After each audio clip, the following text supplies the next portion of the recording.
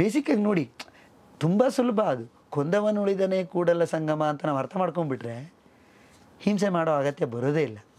ಅದಲ್ಲದೆ ಕೊಲ್ತೀವಿ, ಕೊಲ್ಲೋದು ನಡೀತಾನೇ ಇದೆ ಇವತ್ತಿಗೂ ಅನ್ನೋದಾದರೆ ಅದಕ್ಕೆ ಇನ್ನೂ ಒಂದು ಕಾರಣ ಅಂದರೆ, ಕೊಂದು ಬಿಟ್ರೆ ಭಾಳ ದೊಡ್ಡ ಶಿಕ್ಷೆ ಏನೋ ಆಗ್ಬಿಡುತ್ತೆ ಅನ್ನುವ ಭಯ ಇಲ್ಲ ಜನಕ್ಕೆ.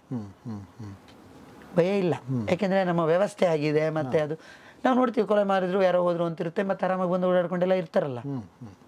ಅಂದರೆ ಕೊಂದು ಮತ್ತೆ ಬರ್ಬೋದು, ವಾಪಸ್ಸು ಆರಾಮಾಗಿರ್ಬೋದು ಅನ್ನೋ ರೀತಿಲಲ್ಲ ವ್ಯವಸ್ಥೆ ಇರುವಂಥದ್ದು. ಸೊ ಇದನ್ನೆಲ್ಲ ನೋಡಿದಾಗ ನನಗೆ ಅದನ್ನು ಆ ನಾಟಕವನ್ನು ಬರೀಬೇಕು ಅಂತ ಅನ್ನಿಸ್ತು. ಕೊಲೆ ಮಾಡಬೇಡಿ ಅಂತ ಹೇಳಲಿಕ್ಕೆ.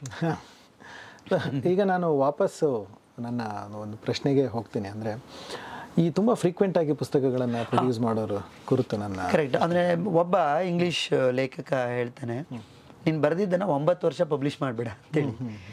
ಬಟ್ ಆ ಥರದ ಜಗತ್ತಲ್ಲಿ ನಾವು ಇವತ್ತು ಇದೀವ. ನಮ್ಮಲ್ಲಿ ಒಂದೊಂದ್ಸರಿ ಏನಾಗುತ್ತೆ ಗೊತ್ತಾ, ನಾನು ಇದನ್ನು ತುಂಬ ಸ್ಟರ್ನಾಗೆ ಹೇಳ್ತೀನಿ. ನನಗೆ ಬಂದಿರೋ ಪ್ರಶಸ್ತಿ ಒಳ್ಳೆಯದು, ಬೇರೆಗೆ ಬಂದಿರೋ ಪ್ರಶಸ್ತಿ ಒಳ್ಳೇದಲ್ಲ ಅಂದ್ಕೊಳ್ಳೋರು ಒಂದಷ್ಟು ಜನ ಇದ್ದೀವಿ. ನಾವೆಲ್ಲೋ ಒಂದು ಕಡೆ ಅದರಿಂದ ಹೊರಗೆ ಬರಬೇಕು. ಇಲ್ಲ, ನಿನಗೆ ಯಾವ ಪ್ರಶಸ್ತಿನೂ ಬೇಡ, ಅದರಿಂದ ದೂರ ಇದ್ಬಿಡಿ. ನಾನಂತೂ ಯಾವುದು ಅಂದರೆ ಸ್ಪರ್ಧೆಗಳಿಗೆ ಬರೆಯುವಂಥದ್ದು ಅದು ಒಂದು ಶಿಸ್ತು. ಅದು ಮತ್ತು ನೀವು ಅದು ಹೇಳಂಗೆ ಅದಕ್ಕೊಂದು ಚೌಕಟ್ಟು ಹಾಕ್ಕೊಂಡು ಈ ಥರದ್ದನ್ನೇ ಬರೀಬೇಕು ಅನ್ನುವಂಥದ್ದಿದೆ. ಅದಕ್ಕೆ ಜಡ್ಜಸ್ ಯಾರಿರ್ಬೋದು ಏನು ಅಂತೇಳೆಲ್ಲ ಅನಲೈಸ್ ಮಾಡಿ ಗೊತ್ತಾಗೋದಿಲ್ಲ ಯಾರು ಅಂತ. ಬಟ್ ನೀವು ಅದೊಂದು ಶಿಸ್ತದು. ನನಗೇನೋ ಆ ಶಿಸ್ತು ಬೇಕು ಅಂತ ಅನಿಸೋದಿಲ್ಲ. ಮತ್ತು ಅವ್ರೇನೋ ಒಂದು ಟೈಮ್ ಬೌಂಡ್ ಕೊಡ್ತಾರೆ, ಆ ಟೈಮಲ್ಲೇ ಕತೆ ಬರೀಬೇಕು ಅಂತ ಅನ್ಸೋದು ಇಲ್ಲ. ಹಿಂಗೇನೋ ಒಂದಿರುತ್ತೆ. ಬಟ್ ಅದಲ್ಲದೆ ನಮ್ಮಲ್ಲಿ ಸಾಕಷ್ಟು ಜನ ನನ್ನ ಓರೆಗೆಯ ಬರಹಗಾರರು ಅದಕ್ಕೊಂದು ಶಾಸ್ತ್ರೀಯವಾಗಿ ಬರೀತಾರೆ, ಶಿಸ್ತಿಟ್ಕೊಂಡು. ಅದು ಒಂದು ಕ್ರಮ. ಈಗ ನಾವು ಸಾಹಿತ್ಯವನ್ನು ಒಂದು ಲಿಟ್ರೇಚರ್ ಸ್ಟಡೀಸ್ ಅಂತ ಯೂನಿವರ್ಸಿಟಿಲಿ ಓದ್ತೀವಲ್ವ, ಯಾಕೆ ಓದಬೇಕಾಗಿತ್ತು? ಅದಕ್ಕೇನೋ ಒಂದು ಕ್ರಮ ಇದೆ, ಅದಕ್ಕೆ ಕ್ರಮ ಇದೆ, ಓದ್ತಿದ್ದೀವಲ್ವ.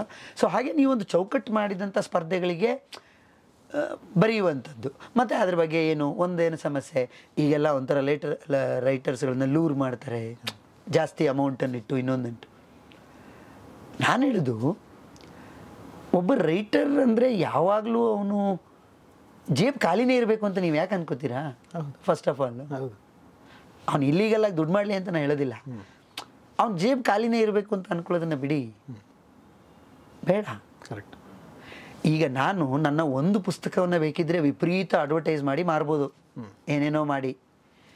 ಒಂದು ಸರಿ ಆಲ್ರೆಡಿ ನಾನು ಪುಸ್ತಕ ಓದೋರು ಚೆನ್ನಾಗಿಲ್ಲ ಅಂದರೆ ಖಂಡಿತ ತಗೊಳ್ಳಲ್ಲ sir. People see reviews these days, ಎಲ್ಲದೂ ಮಾಡ್ತಾರೆ. ನೀವು ಮತ್ತೆ ಮತ್ತೆ ಮೋಸ ಮಾಡೋಕ್ಕಂತೂ ಆಗಲ್ವಾ? ಅದು ಅವರಿಗೆ they are well informed today. ಹೌದು. ಮತ್ತು ಎಲ್ಲದನ್ನೂ ಓದುವಂಥವ್ರು ಇದ್ದಾರೆ. ನೀವು ಅವರ ಅಭಿರುಚಿಯನ್ನು ಯಾಕೆ ಕಡೆಗಣಿಸ್ತೀರಾ? ಈಗ ಒಂದು ಬಹಳ ದೊಡ್ಡ ಸಾಹಿತ್ಯವನ್ನು ಓದೋರು ಒಂದು ಕಡೆ ಇದ್ದರೆ, ಇನ್ನೊಂದು ರೀತಿಯ ರಂಜನೆಗಾಗಿ ಅವನಿಗೆ ಬೇರೆ ಏನು ಬೇಡ. ಅವನಿಗೆ ಲಘು ಗುರು ಮಾತ್ರ ಅರ್ಥ ಆಗಲ್ಲ, ಅವನಿಗೆ ಬೇಡ ಅದು. ಕರೆಕ್ಟ್. ಅವನಿಗೆ ಅಲಂಕಾರ ಅರ್ಥ ಆಗಲ್ಲ, ಅವನಿಗೆ ಬೇಡ ಅದು. ಸರಳವಾಗಿ ಇರುವಂಥ ಯಾವುದೋ ಒಂದನ್ನು ಓದಿ ಅದರಲ್ಲೇ ಏನೋ ನಾನು ಒಂದು ಜೀವನ ಪಾಠ ತಗೋತೀನಿ ಅಂತ ಇರುವಂಥ ಒಂದು ದೊಡ್ಡ ವರ್ಗ ಇದೆ ಅಂದರೆ ಯು ಕೆನಾಟ್ ನೆಗ್ಲೆಕ್ಟ್ ದೆಮ್. ಹೌದು, ಅದು ಒಂದು ಶಿಸ್ತು.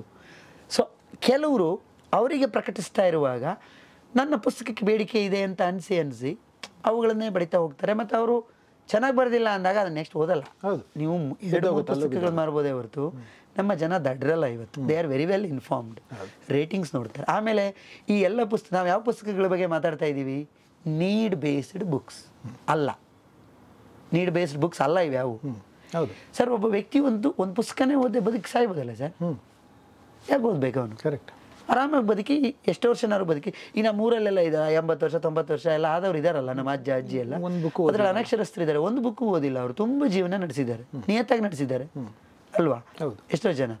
ಮತ್ತೆ ನಾವು ಬುಕ್ ಓದ್ಕೊಂಡು ಕೆಟ್ಟಿದ್ದು ಮಾಡಿದವ್ರು ಇಲ್ವಾ? ಇದೀವಿ. ಹಾಗಾಗಿ ಏನೋ ಪುಸ್ತಕಗಳು ನಮ್ಮ ನಿಜವಾಗ್ಲೂ ಜ್ಞಾನ ವಿಕಾಸಕ್ಕೆ ಬೇಕು. ಪುಸ್ತಕ ಓದೋನು ಬಿಹೇವ್ ಮಾಡೋದು ಖಂಡಿತ ಡಿಫ್ರೆಂಟ್ ಇರುತ್ತೆ, ಅವೆಲ್ಲವೂ ಸರಿ. ಆದರೆ ಪುಸ್ತಕ ಇಲ್ಲದೆ ಕೂಡ ಮನುಷ್ಯ ಬದುಕಬಲ್ಲ ಅನ್ನೋದನ್ನ ನಾವು ಅರ್ಥ ಮಾಡ್ಕೋಬೇಕು. ಹಾಗಂತ ಬುಕ್ಸ್ ಡಿಸಪಿಯರ್ ಆಗುತ್ತೆ ಅಂತ ನಾನು ಹೇಳೋದೇ ಇಲ್ಲ.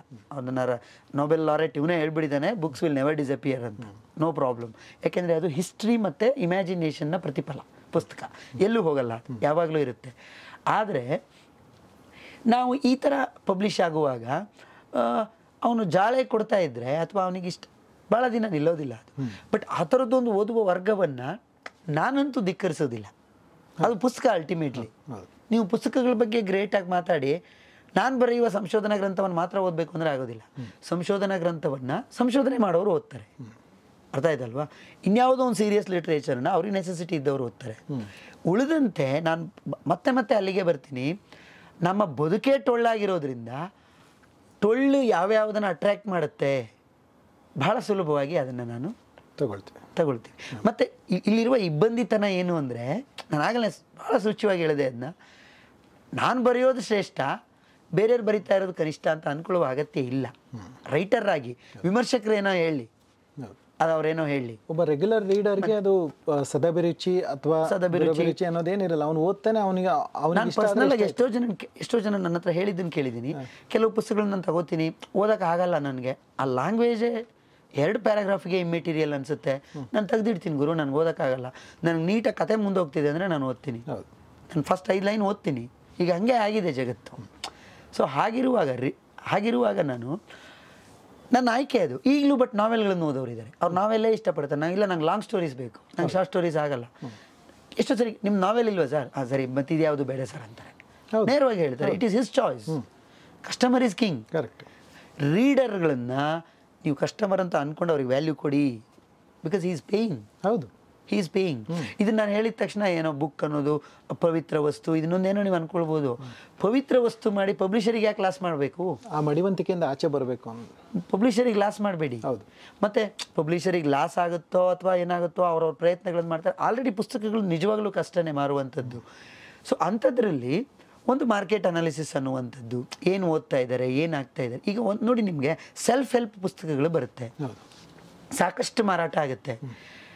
ನೀವು ಅದರದ್ದು ರಿಸಲ್ಟ್ ಅನಾಲಿಸಿಸ್ ಆಗಿದೆಯಾ ಅಂತ ನಂಗೆ ಕೇಳಿಬಿಡಿ, ಖಂಡಿತ ಆಗಿಲ್ಲ. ಎಸ್ಪೆಷಲಿ ಇಂಗ್ಲೀಷ್ ಸೆಲ್ಫ್ ಹೆಲ್ಪ್ ಬುಕ್ಸ್ಗಳಿದಾವಲ್ಲ, ಟೈಟ್ಲ್ಗಳಲ್ಲೇ ನಮ್ಮನ್ನು ಅಟ್ರ್ಯಾಕ್ಟ್ ಮಾಡ್ತವೆ. ಏನೋ ದೊಡ್ಡದಾಗ್ಬಿಟ್ಟು ನಾನು ಒಂದು ಓದಿಲ್ಲ ಅವನ್ನ, ನನಗೆ ಬೇಡ ಅನಿಸಿದೆ. Who will die when you cry, so who will cry when you die ಅಂದ ತಕ್ಷಣ ದ ಟೈಟಲ್ ಅಟ್ರಾಕ್ಟ್ಸ್. ಒಳಗಡೆ ಏನೋ ಭಾಳ ದೊಡ್ಡ ವೇದಾಂತ ಇಲ್ಲ ಅಲ್ಲಿ. ಸೈಕಾಲಜಿ ಆಫ್ ಮನಿ ಅದೇ ಥರದ್ದು ಈಗ ಕನ್ನಡದಲ್ಲೂ ಬರುವಂಥ ಟ್ರೆಂಡ್ ನಡೀತಾ ಇದೆ. ಹಾಗಿದ್ರೆ ನಾವು ಆ ಪುಸ್ತಕಗಳನ್ನು ಓದೋರೆಲ್ಲ ದುಡ್ಡು ಮಾಡ್ತಾ ಇದ್ದಾರಾ? I have no statistics. ಅದು ಭಾಳ ಸರಿ ಹಂಗಾಗುತ್ತೆ. ಅದ್ರ ಬಗ್ಗೆ ಒಂದು ಜೋಕೆ ಇದೆ. ಈ personality development 7 steps to success ಅಂತ ಬರೋದು, ಆಮೇಲೆ ಒಂದು 6 ವಾರ ಆದಮೇಲೆ 8th ಸ್ಟೆಪ್ ಅಂತ ಬಿಡ್ತಾನಂತೆ. 6 ವಾರನೋ 3 ತಿಂಗಳೋ 4 ತಿಂಗಳು ಆದಮೇಲೆ 8th ಸ್ಟೆಪ್ ಅಂತ ಬಿಟ್ಟಾಗ ಕೇಳಿದಾಗ ಏನಿದೆ 8th ಸ್ಟೆಪ್ಪಲ್ಲಿ ಅಂದರೆ, ಆ 7 ಸ್ಟೆಪ್ಸ್ನೂ ಏನು ಮಾಡಿದ್ದಾನೆ, ಸಮರೈಸ್ ಮಾಡಿದ್ದಾನೆ. ಮತ್ತೆ ಅದಕ್ಕೆ ರೀಡರ್ ಅಂದ್ಕೊಳ್ಳೋದು, ಗುರು ಇದನ್ನು ಅಲ್ಲೇ ಸೇರಿಸ್ಬೋದಿತ್ತಲ್ಲ, ಮತ್ತೆ ಯಾಕೆ ಇದು 8th ಸ್ಟೆಪ್ ಅಂತ 300 ಪೇಜಿನ ಪುಸ್ತಕ ಬರೆದ ಅಂತೇಳಿ. ಅಂದರೆ ಆ ರೀಡರ್ಗೆ ಆ ಪುಸ್ತಕದ ಅವಶ್ಯಕತೆ ಇಲ್ಲ, ಬಟ್ ಬೇರೆ ಯಾರಿಗೂ ಅದು ಬೇಕಾಗಿದೆ. ಮ್ಯೂಚುವಲ್ ಫಂಡ್ಸ್ ಬಗ್ಗೆ ಬರ್ತಾ ಇದೆ, ಏನೇನರ ಬಗ್ಗೆನೋ ಬರ್ತಾ ಇದೆ. ಸೊ ನೀವು ಪುಸ್ತಕಗಳು ಜ್ಞಾನದ ಮಾರ್ಗಗಳು ಅಂತ ಹೇಳುವಾಗ ಆ ಪುಸ್ತಕಗಳನ್ನ ಯಾಕೆ ಕೀಳಕ್ಕೆ ಕಾಣ್ತೀರಾ? ನೆಸೆಸಿಟಿ ಇದ್ದವಂತ ಓದ್ತಾನೆ. ಹೌದು. ಈಗ ನನಗೆ ಮ್ಯೂಚುವಲ್ ಫಂಡ್ ಬಗ್ಗೆ ಏನೂ ಗೊತ್ತಿಲ್ಲ, ತಿಳ್ಕೊಬೇಕು ಅನ್ನೋ ತಗೊಂಡು ಓದ್ತಾನೆ. ಅವ್ನು ಶ್ರೀಮಂತ ಆಗ್ತಾನೆ ಅಂತ ಅನ್ಕೊಳ್ಳೋದು ನಾನ್ ಸೆನ್ಸ್ ಅದರಿಂದ. ಬಟ್ ಓದ್ತಾನೆ. ನಾನು ಡಿಸೈಡ್ ಮಾಡಬೇಕು, ಇನ್ಪುಟ್ ಸಿಗುತ್ತೆ. ನಾನು ಡಿಸೈಡ್ ಮಾಡಬೇಕೇ ಹೊರತು ವಿಚ್ ಶುಡ್ ಐ ಶುಡ್ ಪಿಕ್ ಅಂತೇಳಿ. It is not in the hands of writer are the publisher. ನಾವು ಕೊಡೋ ವೆರೈಟಿನ ಎಲ್ಲದೂ ಕೊಡಬೇಕಾಗುತ್ತೆ. ಆಮೇಲೆ ಎಲ್ಲಿ ವಿಮರ್ಶೆ, ಪತ್ರಿಕೆಗಳಿಂದ ನೀವು ನೋಡಿ, ಪತ್ರಿಕೆಗಳಲ್ಲಿ ಕಥಾ ಸ್ಪರ್ಧೆ ಮಾಡ್ತಾರೆ, ಕತೆ ಹಾಕ್ಲಿಕ್ಕೆ ಅವ್ರಲ್ಲಿ ಸ್ಪೇಸ್ ಇಲ್ಲ. ನನಗೆ ಇದ್ರ ಬಗ್ಗೆ ಭಾಳ ಅಸಮಾಧಾನ ಇದೆ. ಎಲ್ಲ ಪತ್ರಿಕೆಗಳು ಕಥಾ ಸ್ಪರ್ಧೆ ನಡೆಸ್ತಾವಲ್ಲ ಸರ್, ಈ ಕಥಾ ಸ್ಪರ್ಧೆ ಅಂತ ಅಷ್ಟು ದೊಡ್ಡಕ್ಕೆ ನಡೆಸಿ ಅಷ್ಟು ದೊಡ್ಡ ಬಹುಮಾನಗಳನ್ನು ಕೊಡುವಂಥ ಸಂದರ್ಭದಲ್ಲಿ ನಿಮ್ಮ ಪೇಪರಲ್ಲಿ ವಾರಕ್ಕಲ್ಲ, 15 ದಿನಕ್ಕಲ್ಲ, ತಿಂಗಳಿಗೊಂದು ಕಥೆಯನ್ನು ಹಾಕಲಿಕ್ಕೆ ಜಾಗ ಇಲ್ಲ. QR ಕೋಡನ್ನು ಕೊಡ್ತಾ ಇದ್ದೀರಾ, ಸ್ಕ್ಯಾನ್. ನಾನು ಓದಲ್ಲ QR ಕೋಡಿಗೆ ಹೋಗಿ, ನಾನು ಓದಲ್ಲ. ಪೇಪರಲ್ಲಿ ಇದ್ದಿದ್ರೆ ನಾನು ಓದ್ತಿದ್ದೆ ಕಥೆನ, ಸಾಪ್ತಾಹಿಕದಲ್ಲಿ ಭಾನುವಾರದ ಪೇಪರಲ್ಲಿ. ಇಲ್ಲ, ಅದು ತಪ್ಸ್ಕೊತದೆ ರೀಡರ್ಸ್ನ. ಇವತ್ತು ಜನಕ್ಕೆ ಹಂಗೆ ಆಗಿದೆ. ಅದು ನೀನು ಸ್ಕ್ಯಾನ್ ಮಾಡಿ ಅದು ಓಪನ್ ಆಗಿ ಏನೋ ನಾನು ಕಳಿಸಿದರೆ ನನ್ನ ಫ್ರೆಂಡ್ ಓದ್ಬೋದು ಅಷ್ಟೇ, ಮತ್ತು ಬೇರೆಯವರು ಓದಲ್ಲ. ಸೊ ಹೀಗಿರುವಾಗ ನಾವು ಈ ಥರದ ಪುಸ್ತಕಗಳು ಗ್ರೇಟು, ಈ ಥರದ ಪುಸ್ತಕಗಳು ಈಗ ಏನೂ ಮಾಡೋಕ್ಕಾಗಲ್ಲ ಸರ್. ಇದು ಜಾಗತಿಕ ಯುಗದಲ್ಲಿ ಬಾಹುಳ್ಯ ಇದೆ. ಮೋರ್ ಮೋರ್ ಮೋರ್, ಎಲ್ಲವೂ ಮೋರ್. ನೀವೆಲ್ಲ ಹೆಸರುಗಳು ನೋಡಿ, ಇವು ಮೋರ್ ಅನ್ನೋದೇ ಹೆಸರು ಮಾಲ್ದು, ಕರೆಕ್ಟ್ ಅಲ್ವಾ? ಹೆಸರೇ ಮೂರು. ಅಂದರೆ ನಿಮಗೆ ಕನ್ಸ್ಯೂಮರಿಸಮನ್ನು ಜಾಸ್ತಿ ಕಲಿಸುವಂಥದ್ದು. ಅದು ಆರ್ಡರ್ ಆಫ್ ದ ಡೇ ಆಗಿ ಹೋಗಿದೆ. ಎಲ್ಲರೂ ಕನ್ಸ್ಯೂಮರಿಸಮನ್ನು ಜಾಸ್ತಿ ಕಲಿಸುವಾಗ ನೀನು ಪುಸ್ತಕದ ನಾನು ಕನ್ಸ್ಯೂಮರಿಸಮ್ ಅವ್ರಿಗೆ ಹಚ್ಚಲ್ಲ, ನಾನು ಅದನ್ನು ಪ್ರಾಡಕ್ಟ್ ಅಂತ ಅಂದ್ಕೊಳ್ಳಲ್ಲ ಅನ್ನೋದಾದರೆ ನಮ್ಮ ಪುಸ್ತಕ ಅಲ್ಲೇ ಉಳಿ. ನಾವು ಅದೊಂದು ಪ್ರಾಡಕ್ಟ್ ಆಗಿ ನೋಡಬೇಕಾಗತ್ತೆ. ಓದುಗನ್ನ ಕೆಟ್ಟಗಿದೆ ಅಂತ ಆಮೇಲೆ ಹೇಳಿ, ನೀವು ಪ್ರಾಡಕ್ಟಾಗಿ ಟ್ರೀಟ್ ಮಾಡಿ ಫಸ್ಟು ಅದನ್ನು ರೀಚ್ ಮಾಡಿಸಿ. ಇಲ್ಲದೆ ಅಲ್ಲೇ ನೀವು ಅಲ್ಲೇ ಸೆಲ್ಫ್ಗಳಲ್ಲಿ ನಾವು ದೊಡ್ಡ ದೊಡ್ಡ ಭಾಷಣ ಮಾಡ್ಬೋದು ಅಷ್ಟೇ ಬಿಟ್ಟರೆ ಇದು ಬಹಳ ಮಹತ್ವದ ಪುಸ್ತಕ ಹಾಗೆ ಹೀಗೆ ಅದನ್ನು ರೀಚ್ ಮಾಡಿಸೋದ್ರಲ್ಲಿ ನಾವೆಷ್ಟು ಇದಾಗಿದ್ದೀವಿ, ವೈಬ್ರೆಂಟಾಗಿ ವರ್ಕ್ ಮಾಡಿದ್ದೀವಿ. ಪ್ರಾಡಕ್ಟ್ ಆಗಿ ನೋಡಿ ಅದಕ್ಕೆ ಬೇಕಾಗಿರುವಂಥ ಒಂದಷ್ಟು ಮಾರ್ಕೆಟಿಂಗ್ ಆಗಲಿ ಪ್ರಮೋಷನ್ಸ್ ಆಗಲಿ ಪ್ರತಿಯೊಂದನ್ನು ನಾವು ಕೊಡಲಿಲ್ಲ, ಬೇರೆ ಬೇರೆ ರೀತಿಯಲ್ಲಿ ಮಾಡಬೇಕು. ನಾವು ಅದು ಅನ್ಕೊಳ್ಳೋದಿದೆಯಲ್ಲ ಈಗೆಲ್ಲ ಯಾರು ಬುಕ್ ಓದ್ತಾರೆ ಅನ್ನೋದು, ಅದು for ever myth and for ever true. ಅದು ಎಲ್ಲ ಕಾಲದಲ್ಲೂ ಇದೆ. ಇದು ನಾವು ಚಿಕ್ಕಲ್ಲಿರುವಾಗಲೂ ಹಿಂಗೆ ಹೇಳಿದ್ದು ಕೇಳಿದ್ದೀನಿ ಸುತ್ತಮುತ್ತ ಇರೋರು, ಮತ್ತು ನಾನು ಅಜ್ಜ ಆದಮೇಲೂ ಹಿಂಗೆ ಹೇಳ್ತಾ ಇರ್ತಾರೆ, ಬುಕ್ ಲವರ್ಸ್ ಆರ್ ಅದು ಬೇರೆನೇ ಸೆಟ್, ಅದು ಮೈಂಡ್ ಸೆಟ್. ನಾನು ಟೆಕ್ಸ್ಟ್ ಬುಕ್ ಓದೋರ್ನ ಹೇಳ್ತಾ ಇಲ್ಲ, but book lovers they remain book lovers. ಈಗ ಕಿಂಡಲಲ್ಲಿ ಬುಕ್ ಓದ್ತಾನೆ ಅಂತ ಇಟ್ಕೊಳ್ಳಿ, ಅದು ಬುಕ್ಕೇ ಅದು. Form may be different but it is still a book. ನಾನು ಅದನ್ನ ಬುಕ್ ಅಂತಾನೆ ಕನ್ಸಿಡರ್ ಮಾಡ್ತೀನಿ. ಹಾರ್ಡ್ ಬೌಂಡ್ ಓದೋನೇ ಬುಕ್ ರೀಡರ್ ಅಲ್ಲ, ಅವ್ನು ಓದ್ತಿದ್ದಾನೆ ಪುಸ್ತಕ, ನೀನು ಬರದೇ ತಾನೆ ಅಲ್ಲಿ ಪಬ್ಲಿಷ್ ಮಾಡಿದ್ದೀರಾ. So it is a book. So any form ಹೆಂಗಾದರೂ ಓದಲಿ, ಪುಸ್ತಕ ಓದೋರು ಸಂಖ್ಯೆ ನೀವು ನನ್ನನ್ನು ಕೇಳಿದರೆ ಇನ್ ಎ ವೇ ಜಾಸ್ತಿ ಆಗಿದೆ. You have to find out ಯಾವ ಪುಸ್ತಕಗಳಿಗೆ ಕಡಿಮೆ ಆಗಿದೆ ಅನ್ನೋದು. ಕರೆಕ್ಟ್. ಅಲ್ಲಿ ಪುಷ್ ಮಾಡಬೇಕಾದ ಅಗತ್ಯತೆ ಇದೆ. ಯಾವ್ದು ರೀಚ್ ಆಗ್ತಾ ಇಲ್ಲ, ಯಾವ ಥರದ ವಸ್ತುಗಳನ್ನು ನಾವು ಕೊಡ್ತಾ ಇಲ್ಲ, ಅಥವಾ ಬುಕ್ ಒಳ್ಳೇದು ಬಂದಿದೆ ಬಟ್ ಜನರಿಗೆ ಗೊತ್ತಾಗ್ತಾ ಇಲ್ಲ, ಕಾಣಿಸೇ ಇಲ್ಲ ಅಂದರೆ ಹೇಗೆ ಸರ್? ಅಲ್ಲಿ ಈಗ ನೋಡಿ, ಮೋರ್ ಅಂತ ಇಟ್ಕೊತಾನೆ, ಟೋಟಲ್ ಅಂತ ಇಟ್ಟಿದ್ದಾನೆ, ಫೋರಮ್ ಅಂತಾನೆ, ಬಿಗ್ ಬಜಾರ್ ಅಂತಾನೆ, ಎಲ್ಲವೂ ಅವೇ. ಯಾವುದಾದ್ರೂ ಈ ಶಾಪ್ಗಳಲ್ಲಿ ಯಾಕೆ ಸರ್ ಇನ್ನು ನಾವು ಬುಕ್ಗಳನ್ನು ಇಟ್ಟಿಲ್ಲ? ಕಾಣಿಸ್ಕೊಂಡಿಲ್ಲ, ಇನ್ನೂ ಕಾಣಿಸ್ಬೇಕು ಅಂತ. ಅವ್ರ ಜೊತೆಗೆ ಹೋಗಿ ಮಾತಾಡಿ ಏನಿದೆಯೋ ಅದು ವಿಷಯ ಗೊತ್ತಿಲ್ಲ, ಅವ್ರದ್ದೇನು ಬಿಸ್ನೆಸ್ ಟರ್ಮ್ಸ್ ಏನಿದೆಯೋ. ಒಂದು ವಾರದಲ್ಲಿ 5,000 ಜನ ವಾಕಿನ್ ಮಾಡಿದರೆ ಡಿಮಾರ್ಟ್ಗೆ 20 ಜನ ಪುಸ್ತಕ ಕೊಳ್ಳೋರು ಇರಲ್ವಾ ಸರ್? ಖಂಡಿತ ಇರ್ತಾರೆ. ಇರಲ್ವೇನ್ರಿ? ಬಿಲ್ ಹತ್ರ ಚಾಕ್ಲೇಟ್ ಇಟ್ಟಿರ್ತಾರೆ ನೋಡಿ, ಯೋಚನೆ ಮಾಡಿ. ಅವ್ರು ಮಕ್ಕಳೆಲ್ಲ ಅಲ್ಲಿ ತಕ್ಕಂತವೆ ಚಾಕ್ಲೇಟು, ಕಿಂಡರ್ ಜಾಯ್ ಎಲ್ಲ, ಇಡೀ ಅಲ್ಲೆಲ್ಲೋ ಕಾಣಲ್ಲಿ ಪುಸ್ತಕಗಳನ್ನು. ಅದಕ್ಕೊಂದು ರೋನು ಕೂಡ ಫಿಕ್ಸ್ ಮಾಡಬೇಕು. ಆವಾಗ ನೋಡಿದವರು ಇಷ್ಟು ಜನ ಹೋಗಿರಿ, ಈಗ ನಾನೇ ಇಟ್ಟರೆ ಖಂಡಿತ ತೊಗೊಂಬರ್ತೀನಿ. ಬುಕ್ ಲವರ್ಸ್ ಇದ್ದೇ ಇರ್ತಾರೆ, ರೀಡರ್ಸ್ ಇದ್ದೇ ಇರ್ತಾರಲ್ವ. ಸೊ ಅದು ಆ ಬೇರೆ ಬೇರೆ ವಿಧಾನಗಳನ್ನು ಹುಡುಕ್ಬೇಕೆಲ್ಲೋ ಒಂದು ಕಡೆ ಅನ್ನುವಂಥದ್ದು ನನ್ನ ಆನೆಸ್ಟ್ ಆದ ಒಪಿನಿಯನ್. ಸುಮ್ಮನೆ ನಾನು ಬುಕ್ ಮಾಡಿದೆ ಹೋಗಿಲ್ಲ. ಈಗ ಒಂದೊಂದ್ಸರಿ ನಾವು ಹೆಂಗೆ ಗೊತ್ತಾ, ಬೇರೆ ಬೇರೆ ಕೆಲಸಗಳಲ್ಲಿ ಬ್ಯುಸಿ ಆಗಿರ್ತೀವಿ, ಇದನ್ನೆಲ್ಲ ಏನು ಇದ್ರ ಬಗ್ಗೆ ಗಮನ ಕೊಡೋಕ್ಕಾಗಿರೋದಿಲ್ಲ. ಬಟ್ ಆರ್ಗ್ಯಾನಿಕ್ಕಾಗಿ ಯಾರೋ ಓದೋರು ಅವ್ರು ರೆಫರ್ ಮಾಡಿ ಇನ್ಯಾರೋ ಕೇಳ್ತಾ ಇರ್ತಾರೆ, ಒಂದೊಂದೇ ಪುಸ್ತಕ ಹೋಗ್ತಾ ಇರುತ್ತೆ. ಬಟ್ ನಾನು ವಿಗರಸ್ ಆಗಿ ಪಿಚ್ಚಿಗೆ ನಾವು ಒಂದೊಂದು ಸ್ವಲ್ಪ ತೊಡಗಿಸ್ಕೊಂಡಾಗ ಅದರ ಸಂಖ್ಯೆ ಜಾಸ್ತಿ ಇರುತ್ತೆ. ಮತ್ತು ಬೇರೆ ಬೇರೆ ಸೇಲ್ ಮಾಡೋರು ಕೂಡ ಅದನ್ನು ಸೇಲ್ ಮಾಡ್ತಾ ಇರ್ತಾರೆ. ಬುಕ್ ಶಾಪಲ್ಲಿ ಸೇಲ್ ಮಾಡೋರಿಗೆ ದಿನಕ್ಕೆ 1000 ಪುಸ್ತಕ ಬರ್ತಾ ಇರುತ್ತೆ. ಬಟ್ ನಿಮ್ಮ ಇಂಟ್ರೆಸ್ಟು ಇರಬೇಕು. ಆ್ಯಸ್ ಎ ರೈಟರ್ ನೀವು ಸ್ವಲ್ಪ ಅದನ್ನು ಪುಷ್ ಮಾಡಬೇಕು. ನಮ್ಮಲ್ಲಿ ಒಂದು ಸಣ್ಣ ಅಳುಕಿದೆ, ನನಗೂ ಇದೆ ಅದು. ನಾನು ಈಗಿಷ್ಟೆಲ್ಲ ಹೇಳ್ತಿದ್ದೀನಿ ಅಷ್ಟೇ. ಒಂದು ಪುಸ್ತಕದ ಬಗ್ಗೆ 3ನೇ ಸರಿ ಫೇಸ್ಬುಕ್ ಪೋಸ್ಟ್ ಹಾಕೋದ್ರೆ ಏನು ಅನ್ಕೋತಾರೋ ಏನೋ, ಇದೇ ನಂದೇ ನಾನು ಬ್ಲೋಯಿಂಗ್ ಟ್ರಂಪೆಟ್ ಅನ್ನೋ ಥರ ಆಗಿದೆ ಅನ್ನುವಂಥದ್ದು. ಮಾರ್ಕೆಟಿಂಗ್ ಒಂದು ಹಂತದವರೆಗೆ it is not boasting, it is advertising. ಕಣ್ಣಿಗೆ ಬೀಳಿಸ್ಕೊಳ್ಳುತ್ತೆ. ಮತ್ತು ಅದರ ಎಫೆಕ್ಟನ್ನು ನಾನು ಪರ್ಸ್ನಲಾಗಿ ಅಂದರೆ ನೋಡಿದ್ದೀವಿ ಅದನ್ನು. ಹೌದು, ಅಲ್ಲೊಂದು ಪೋಸ್ಟ್ ಬಂದಾಗ ಅದ್ರ ಬಗ್ಗೆ ಏನೋ ಒಂದು ಅಪ್ರಿಸಿಯೇಷನ್ ಬಂದಾಗ, ಅಲ್ಲಿ ಇನ್ನೊಂದು ಆದಾಗ ಪೇಪರ್ ಬಂದು ಹಾಕಿದಾಗ ಇಲ್ಲಿ ಆರ್ಡರ್ ಬಂದಿದೆ. ಹೌದು, ಬರುತ್ತೆ. ಅದು ಕೆಲಸ ಮಾಡೇ ಮಾಡುತ್ತೆ. ಅಂದರೆ ಡೈರೆಕ್ಟ್ಲಿ ಪ್ರೊಪೋರ್ಷನಲ್ ಅಂತ ಹೇಳ್ತಾರಲ್ಲ, ಆ ಥರ ಇರುತ್ತೆ. ಸೊ ಆ ಮಾಧ್ಯಮಗಳನ್ನು ನಾವು ಬಳಸ್ಕೊಳ್ಬೇಕು. ಆವಾಗ ಪುಸ್ತಕಗಳು ಪ್ರಿಂಟಿಂದ ಸ್ವಲ್ಪ ಎಲ್ಲೋ ಕಡೆ ಬೇರೆ ಕಡೆ ಆಗುವ. ಮತ್ತು POD ಈಗೆಲ್ಲ ಏನು POD ಬಂದಿದೆ ಇಟ್ ಈಸ್ ಗುಡ್ ಅಲ್ಲ. ನಾವು 1000 ಹಾಕಿ ಅರ್ಜೆಂಟಿಗೆಲ್ಲೋ 150 ಖರ್ಚು ಮಾಡ್ಕೊಂಡು ಉಳಿದಿದ್ದು ಅಷ್ಟು ಹಂಗೆ ಇಟ್ಕೊಳ್ಳೋದಕ್ಕಿಂತ ಇಟ್ ಈಸ್ ಗುಡ್ ಅಲ್ಲ. ಅಲ್ಲಿ ಆರ್ಡರ್ ಬಂದಾಗೆ ಅದನ್ನು ಡೆಲಿವರ್ ಮಾಡ್ತಾ ಹೋಗಿ ಮಾಡಿ. ಸಿ, ಈ fear of newness I don't agree with. Correct. Fear of ನ್ಯೂನೆಸ್ಗೆ ನಾನು ಒಪ್ಪೋದಿಲ್ಲ. ಯಾವ ನ್ಯೂನೆಸ್ ಬರುತ್ತೋ I think we need to accustom to it. ನಾವು ಅದನ್ನು we need to get used to it. ಅದಕ್ಕೆ ಸ್ವಲ್ಪ ಹೊಂದ್ಕೊಳ್ಬೇಕು, ಸಮಯ ಆಗುತ್ತೆ. ನಮ್ಮ ಹಿರಿಯರನ್ನು ಅದ್ರ ಜೊತೆ ನಾವು ಕರ್ಕೊಂಡು ಹೋಗಬೇಕು. ಸೊ ಅವರಿಗೂ ಅವುಗಳನ್ನು ಕಲಿಸ್ಕೊಡ್ಬೇಕು. ಸರ್, ಇದೆಲ್ಲದರ ನಡುವೆ ನೀವು ಒಂದು ಕಾಂಪಿಟೇಟಿವ್ ಎಕ್ಸಾಮ್ಗೆ ಇಂಗ್ಲೀಷ್ನ ತಿಳಿಸ್ಕೊಡೋದಕ್ಕೊಂದು ಪುಸ್ತಕವನ್ನು ಕೂಡ ಮಾಡಿದ್ರಿ. ಜೊತೆಗೆ ಒಂದು ನೋ ಮೋರ್ ಇಂಗ್ಲೀಷ್ ಅನ್ನೋದನ್ನು ಕೂಡ ತುಂಬ ಜನರಲ್ ಆಗಿ ತುಂಬ ಸುಲಭವಾಗಿ ತಿಳ್ಕೊಳೋದಕ್ಕೆ ಬೇಕಾಗಿರೋ ವಿಷಯಗಳು ಸುತ್ತ. ಹೌದು, ಇಂಗ್ಲೀಷು ನಿಮಗೆಲ್ಲ ಯೂಶ್ವಲಿ ಎಲ್ರಿಗೂ ಗೊತ್ತಿರುವ ಹಾಗೆ, ಅಂದರೆ ಗ್ರಾಮೀಣ ಭಾಗದ ಸ್ಟೂಡೆಂಟ್ಸ್ಗೆ ಮತ್ತು ಅಭ್ಯರ್ಥಿಗಳಿಗೆ ಇಬ್ಬರಿಗೂ ಒಂಥರ ಅದು ಕಬ್ಬಿಣದ ಕಡಲೆ ಥರ, ಮ್ಯಾಥ್ಸ್ ಆ್ಯಂಡ್ ಇಂಗ್ಲೀಷ್ ಆ ರೀತಿಯ ಒಂದು ಸಮಸ್ಯೆ ಇರುವಂಥದ್ದು. ಹಾಗಾಗಿ ಅವರೆಲ್ಲ ಗ್ರ್ಯಾಜುಯೇಷನ್ನು ಮತ್ತೊಂದು ಮುಗಿಸ್ಕೊಂಡು ಬಂದ ನಂತರ ಅಪಿಯರ್ ಆಗುವ ಬೇರೆ ಬೇರೆ KPSC ಮತ್ತು UPSC ಪರೀಕ್ಷೆಗಳಿಗೆ ಅಪಿಯರ್ ಆಗುವ ಸಂದರ್ಭದಲ್ಲಿ ಈಗ ಇಂಗ್ಲೀಷ್ ಅನ್ನೋದು ಒಂದು ಮ್ಯಾಂಡೇಟ್ರಿ ಸಬ್ಜೆಕ್ಟ್ ಆಗೋಗಿದೆ, ಕಂಪ್ಯೂಟರ್ ಮತ್ತು ಇಂಗ್ಲೀಷ್ ಎರಡೂ ಕೂಡ. ಸೊ ಇದಾದಂಥ ಸಂದರ್ಭದಲ್ಲಿ ಬೇರೆ ಸಬ್ಜೆಕ್ಟ್ನೆಲ್ಲ ಆರಾಮಾಗಿ ಮಾಡಿಕೊಂಡು ಇಂಗ್ಲೀಷಲ್ಲಿ ಭಾಳ ಈ ಗ್ರಾಮೀಣ ಭಾಗದ ವಿದ್ಯಾರ್ಥಿಗಳು ಮತ್ತು ಕನ್ನಡ ಮೀಡಿಯಮ್ನಲ್ಲಿ ಓದೋರು ಕಷ್ಟಪಡ್ತಾ ಇರೋದು ನನ್ನ ಗಮನಕ್ಕೆ ಬಂತು. ಒಂದು 2-3 ಕಡೆ ಎಲ್ಲೋ ಕ್ಲಾಸ್ ಕರೆದಾಗ ಹೋಗಿ ಮಾಡಿದಾಗ, otherwise it was not my cup of cake. ಅದನ್ನು ಗಮನಿಸಿದ ನಂತರ ನಾನು ಎಂತೆಂಥ ದೊಡ್ಡ ಹುದ್ದೆಯಲ್ಲಿರೋರು, ಜಾಬಲ್ಲಿರೋರು, ಇಂಜಿನಿಯರಿಂಗ್ ಆಗಿರೋರು, ಇಂಗ್ಲೀಷ್ ಮೀಡಿಯಮೂ ಓದಿರೋರು ಕೆಲವರು, ಇಂಥವರೆಲ್ಲ ಆ ಪೇಪರ್ಗಳನ್ನು ಸಾಲ್ವ್ ಮಾಡಲಿಕ್ಕೆ ತುಂಬ ಕಷ್ಟ ಆಗ್ತಾಯಿದೆ, ಕಡಿಮೆ ಮಾರ್ಕ್ಸ್ ಬರ್ತಿದೆ ಅಂತೇಳಿ ಗೊತ್ತಾಯಿತು. ಆಮೇಲೆ ಸಾಕಷ್ಟು ಪುಸ್ತಕಗಳಿದೆ ಅದಕ್ಕೆ ಮಾರ್ಕೆಟಲ್ಲಿ. ಬಟ್ ನಾನೇನು ಮಾಡಿದೆ ಅಂದರೆ, ಈಗ ತುಂಬ ಒಳ್ಳೆಯ ಪುಸ್ತಕ ಒಂದು ಡಿಫಿಕಲ್ಟ್ ಲ್ಯಾಂಗ್ವೇಜಲ್ಲಿದೆ, ಅದು ಇವರು ಕನ್ನಡ ಮೀಡಿಯಮಲ್ಲಿ ಓದೋರಿಗೆ ಅಷ್ಟು ಇಂಗ್ಲೀಷ್ ಬಂದಿದ್ದರೆ ಅವ್ರ ಸಮಸ್ಯೆ ಆಗ್ತಾನೇ ಇರಲಿಲ್ಲ. ಆ ಭಾಷೆಯೇ ಅರ್ಥ ಆಗ್ತಾಯಿಲ್ಲ ಆ ಪುಸ್ತಕದ್ದು. So I thought of writing a book. ಸುಲಭವಾಗಿ ಕಾನ್ಸೆಪ್ಟ್ ಅರ್ಥ ಆಗಬೇಕು ಮತ್ತು ಅದು ನೇರವಾಗಿ ಕಾಂಪಿಟೇಟಿವ್ ಎಕ್ಸಾಮಿಗೆ ಅವ್ರಿಗೆ ಹೆಲ್ಪ್ ಆಗಬೇಕು. ಸುಮ್ಮನೆ ಒಂದು ರೆಗ್ಯುಲರ್ ಗ್ರಾಮರ್ ಬುಕ್ ಆಗಬಾರ್ದು ಅಂತ ಕಾನ್ಸೆಪ್ಟ್ ವೈಸ್ ಮಾಡ್ತಾ ಆ ಪ್ರತಿ ಕಾನ್ಸೆಪ್ಟನ್ನು ಬೈಲಿಂಗ್ವಲ್ ಆಗಿ ಎಕ್ಸ್ಪ್ಲೈನ್ ಮಾಡಿದ್ದೀನಿ. Kannada English mix. ನನ್ನ ಯಾವುದೇ ಪಾಂಡಿತ್ಯವನ್ನು ತೋರಿಸದೆ ಯಾವುದೇ ಮೂಲೆಯಲ್ಲಿ ಕೂತ್ಕೊಂಡು ಓದುವ ಒಬ್ಬ ಕನ್ನಡ ಮೀಡಿಯಂ ವಿದ್ಯಾರ್ಥಿಗೆ ಸುಲಭವಾಗಿ ಅರ್ಥ ಆಗಬೇಕು. ಇದು ಹೀಗಂದರೆ ಹೀಗೆ. ಮತ್ತೇನಾಗುತ್ತೆ, ಸ್ಕೂಲಲ್ಲಿ ಕಲಿಯುವಂಥ, ಕಾಲೇಜಲ್ಲಿ ಕಲಿಯುವಂಥ ಸಂದರ್ಭದಲ್ಲಿ ನಾವು ಟೀಚರ್ಸ್ ಎಷ್ಟು ಹೇಳಿದ್ರು ಸೀರಿಯಸ್ಸಾಗಿ ಕಲ್ತಿರೋದಿಲ್ಲ. ಬಟ್ ಇಲ್ಲಿ ಬಂದಾಗ ಅದು ಗೊತ್ತಾಗುತ್ತೆ, ಇದು ಜಾಬ್ ಪ್ರಶ್ನೆ ಅಲ್ವಾ. ಆವಾಗ ಅವರು ಅದನ್ನು ನಿಯತ್ತಾಗಿ ಓದ್ತಾರೆ.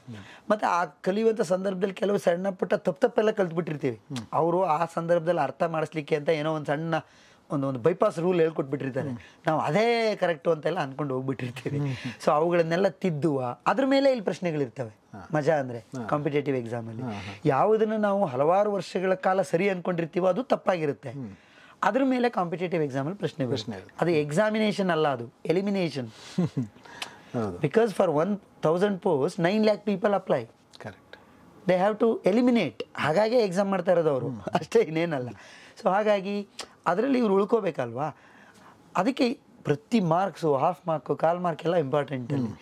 ಸೊ ಅದಕ್ಕೆ ಸಂಬಂಧಪಟ್ಟ ಹಾಗೆ ನಾನು ಸುಲಲಿತವಾಗಿ ಅವರಿಗೆ ಅರ್ಥ ಆಗೋ ಥರ ವಿತ್ ಮಾಡೆಲ್ ಕ್ವಶನ್ಸ್ ಹೇಗೆ ಬರುತ್ತೆ ಕಾನ್ಸೆಪ್ಟ್ ವೈಸ್ ಮಾಡ್ತಾ ಹೋದೆ. ಅದು ಆ್ಯಕ್ಚುಲಿ ಭಾಳ ಹೆಲ್ಪ್ ಆಗಿದೆ ಅವರಿಗೆ. ಸಾಕಷ್ಟು ಜನ ಈ ಪುಸ್ತಕದಿಂದಾಗಿ ನನಗೆ ಕೆಲಸ ಸಿಕ್ತು ಅಂತ ಹೇಳ್ತಾರೆ. ಈಗ ನೋಡಿ ಎಷ್ಟು ಮಜಾ ಇರುತ್ತೆ. ನೀವು ಪುಸ್ತಕ ಸೇಲ್ ಆಗಲ್ಲ ಅಂತ ಒಂದು ಕಡೆ ನಾವು ಹೇಳ್ತೀವಿ, ಬಟ್ ನೀಡ್ ಬೇಸ್ಡ್ ಪುಸ್ತಕಗಳು ಯಾವತ್ತೂ ಸೇಲ್ ಆಗುತ್ತೆ. ಅದನ್ನು ಟೆಕ್ಸ್ಟ್ ಬುಕ್ ಅಂತ ಮಾತ್ರ ನಾನು ಕರಿತಾ ಇಲ್ಲ. ನೋ ಮೋರ್ ಇಂಗ್ಲೀಷು ಕೂಡ ಅಷ್ಟೇ ಒಳ್ಳೆಯ ಒಂದು ಪುಸ್ತಕವಾಗಿ ಅದರಲ್ಲಿ ಇಂಗ್ಲೀಷ್ ಭಾಷೆಯ ವಿಶೇಷತೆಗಳ ಬಗ್ಗೆ ಇದೆ.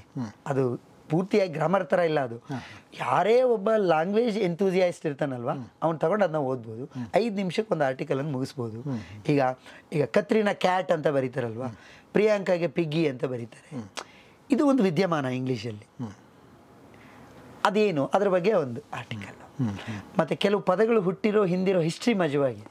ಬಾಯ್ಕಾಟ್ ಅಂತ ಹೇಳ್ತೀರಾ, ಅದು ಒಬ್ಬ ವ್ಯಕ್ತಿಯ ಹೆಸರು. ಐರ್ಲೆಂಡಲ್ಲಿ ಒಬ್ಬ ಲ್ಯಾಂಡ್ ಲಾರ್ಡ್ ಅವನು ನಾನು ಐರಿಷ್ ಲಾ ರೂಲ್ಸ್ಗಳನ್ನು ಲ್ಯಾಂಡ್ ರಿಫಾರ್ಮ್ ರೂಲ್ಸನ್ನು ಯಾವ ಫಾಲೋ ಮಾಡೋದಿಲ್ಲ ಅಂತ ಡಿಸೈಡ್ ಮಾಡಿ ಕೂತ್ಕೊಂಡ್ಬಿಡ್ತಾನೆ. ಆಮೇಲೆ ಅವನ ಹತ್ರ ಯಾರು ಹೋಗೋದಿಲ್ಲ, ಅವನ ಹತ್ರ ಯಾರು ಪರ್ಚೇಸ್ ಮಾಡೋದಿಲ್ಲ, ಕೆಲಸಕ್ಕೆ ಹೋಗೋದಿಲ್ಲ, ಅವ್ನು ಏನೇನಕ್ಕೂ ಅವನನ್ನು ಅವಾಯ್ಡ್ ಮಾಡಿಬಿಡ್ತಾರೆ. ಅವನ ಹೆಸರು boycott actually. That is how the term boycott emerged. ಇದು ಒಂದು ಸಣ್ಣ ಎಕ್ಸಾಂಪಲ್. ಕಾಂಗರೋ ಅನ್ನುವ ಪದ ಸಿಸೇರಿಯನ್, ಜೂಲಿಯಸ್ ಸೀಸರ್ನಿಂದ ಹುಟ್ಟಿರೋ ಪದ. ಸಿ ಸೆಕ್ಷನ್ ಅಂತ ಹೆಂಗೆ ಕರಿತೀವಲ್ಲ. ಸೊ ಈ ಥರ. ಆಮೇಲೆ ನೀಲ್ ಆರ್ಮ್ಸ್ಟ್ರಾಂಗ್ ಚಂದ್ರನ ಮೇಲೆ ಕಾಲಿಟ್ಟಾಗ ಹೇಳಿದ ವಾಕ್ಯದಲ್ಲಿ ಒಂದು ಆರ್ಟಿಕಲ್ ಬಿಟ್ಬಿಟ್ಟಿರ್ತಾನೆ. ಅವನಿಗೊಂದು ವಾಕ್ಯ ಅಮೆರಿಕದಲ್ಲಿ ಮೊದಲೇ ಬರ್ಕೊಟ್ಟು ಪ್ರಾಕ್ಟೀಸ್ ಮಾಡಿಸಿರ್ತಾರೆ. ಬಟ್ ಅಲ್ಲಿ ಕಾಲಿಟ್ಟಂಥ ಸಂದರ್ಭದಲ್ಲಿ ಒಂದು ಅನ್ನೋದನ್ನು ಮಿಸ್ ಮಾಡಿರ್ತಾನೆ. ಅನ್ನೋದು ಇದ್ದರೆ ಒಂದು ದೊಡ್ಡ ಅರ್ಥ ಕೊಡುತ್ತೆ, ವಿಶಾಲವಾದ ಸಾರ್ವತ್ರಿಕ ಅರ್ಥ. ಇಲ್ಲದೆ ಹೋದರೆ ಬೇರೆ ಅರ್ಥ ಕೊಡುತ್ತೆ ವಾಕ್ಯ ಇಂಗ್ಲೀಷಲ್ಲಿ. ಸೊ ಅದನ್ನು ಬಿಟ್ಟು ಅವನು ಇಡೀ ಜಗತ್ತು ನಾಸವನ್ನು ಕ್ರಿಟಿಸೈಸ್ ಮಾಡುತ್ತೆ ಆ ಟೈಮಲ್ಲಿ. ನೀವು ಸ್ವಾರ್ಥಿಗಳು ಅಂತ. ಬಟ್ ಅವ್ರು ಅದಕ್ಕೆ ಏನೇನೋ ಸಬೂಬು ಕೊಡ್ತಾರೆ. ಇಲ್ಲ ಇತ್ತು, ಅಮೆರಿಕನ್ ಆ್ಯಕ್ಸೆಂಟ್ ಫಾಸ್ಟ್ ಇರುತ್ತೆ, ನಿಮಗೆ ಕೇಳಿಸಿಲ್ಲ, ಅಥವಾ ಅಲ್ಲಿರುವ ಅದೇನು ಹೀಲಿಯಮ್ಮೋ ಏನೇನೋ ಅದರಿಂದ ಕೇಳಿಸಿಲ್ಲ ಅಂತ ಏನೇನೋ ಒಂದು ಹೇಳ್ತಾರೆ. ಸೊ ಇದಕ್ಕೆ ಇರುತ್ತೆ ಎಷ್ಟೋ ವಿಷಯಗಳಿದ್ದಾವೆ. ಆರ್ಮ್ಸ್ಟ್ರಾಂಗ್ ಬಿಟ್ಟ ಆ ಆರ್ಟಿಕಲ್ ಅದ್ರ ಮುಖಾಂತರ ನಾನು ಎಲ್ ಬಳಸಬೇಕು ಅನ್ನೋದನ್ನ ಹೇಳ್ತೀನಿ. ಹೇಗೆ ಬಳಸಬೇಕು, different approach towards learning language. ಇಲ್ಲ ಅಂದರೆ ನಿಮಗೆ ಗ್ರಾಮರ್ ಬೋರಿಂಗ್ ವಿಷಯ. Grammar is a boring thing. ನಾನೇ ಹೇಳ್ತೀನಿ, it's a boring thing. George Bernard ಸಹ ಹೇಳ್ತಾನೆ, ಯಾರು ಗ್ರಾಮರ್ ವ್ಯಾಕರಣಯುಕ್ತವಾಗೆಲ್ಲ ಯಾರು ಮಾತಾಡೋದು ಬೇಡ್ರಿ ಇಂಗ್ಲೀಷ್ನ. ಹೂ ಮಾರೋಳು ಹೆಂಗೆ ಮಾತಾಡ್ತಾಳೋ ಹಂಗೆ ಮಾತಾಡ್ರಿ ಅಂತಾನೆ. ಬಟ್ ಹೂ ಮಾರೋಳದು ನೇಟಿವ್ ಲ್ಯಾಂಗ್ವೇಜ್, ಅದು ನಮ್ದು ಅಲ್ವಲ್ಲ. ಹೌದು, ಅಲ್ಲಿ ಹೂ ಮಾರೋಳು ಅವಳು ನೇಟಿವ್ ಲ್ಯಾಂಗ್ವೇಜ್, ನಮಗೆ ನೇಟಿವ್ ಲ್ಯಾಂಗ್ವೇಜ್ ಅಲ್ವೇ, ಮದರ್ ಟಂಗ್ ಅದು. ನಾವು ಅದನ್ನು ಒಂದು ಲೆವೆಲಿಗೆ ಕಲೀಲೇಬೇಕು. ಸೊ ಹಾಗಾಗಿ ಮತ್ತೆ ಇವತ್ತು ಇಂಗ್ಲೀಷನ್ನು ನಾವು ಏನೇ ಹೇಳಿದರೂ ನಮ್ಮ ಮಾತೃಭಾಷೆಯನ್ನು ನಾವು ಅನ್ನದ ಭಾಷೆಯಾಗಿ ಬೆಳೆಸ್ಕೊಂಡಿದ್ದೀವಿ. ಆ ಹಂತಕ್ಕೆ ನೀವು ಮಾತೃಭಾಷೆ ತುಂಬ ಚೆನ್ನಾಗಿ ಬಂದ್ರೂ ಇಂಗ್ಲೀಷ್ ಬಂದರೆ ನಿಮ್ಗೆ ಬೇಕಾದಷ್ಟು ಅಪರ್ಚುನಿಟಿ ಇದೆ. ಇವತ್ತು ನಾವು ಆಗಲೇ ಮಾತಾಡ್ತಾ ಇದ್ದಾಗೆ LLM ಅಲ್ಲಿ ಸಾಕಷ್ಟು ಕೆಲಸಗಳು ಆಗ್ತಾ ಇದೆ, ಲ್ಯಾಂಗ್ವೇಜಿಗೆ ಸಂಬಂಧಪಟ್ಟ ರಿಸರ್ಚ್ಗಳು ಎಲ್ಲ ಬಂದಂಗೆ. ಸೊ 2 ಲ್ಯಾಂಗ್ವೇಜ್ಗಳ ನಾಲೆಡ್ಜು ಒಬ್ಬ ವ್ಯಕ್ತಿಗೆ ತುಂಬ ಚೆನ್ನಾಗಿದೆ ಅಂದರೆ you will be head and head, correct, ಆ ಥರದ ಪೊಸಿಷನ್ ಇದೆ. ಸೊ ಹಾಗಾಗಿ ನಾನು ಹೇಳೋದು ಭಾಷೆಯನ್ನು ಪ್ರೀತಿಸೋಣ, ಕನ್ನಡವನ್ನು ತುಂಬ ಸ್ಪಷ್ಟವಾಗಿ ಚೆನ್ನಾಗೇ ಕಲಿಬೇಕು, ಬಟ್ ಇಂಗ್ಲೀಷನ್ನು ಕಲಿಯುವ ಅವಶ್ಯಕತೆ ಅಷ್ಟೇ ಇಂಪಾರ್ಟೆಂಟ್ ಇದೆ.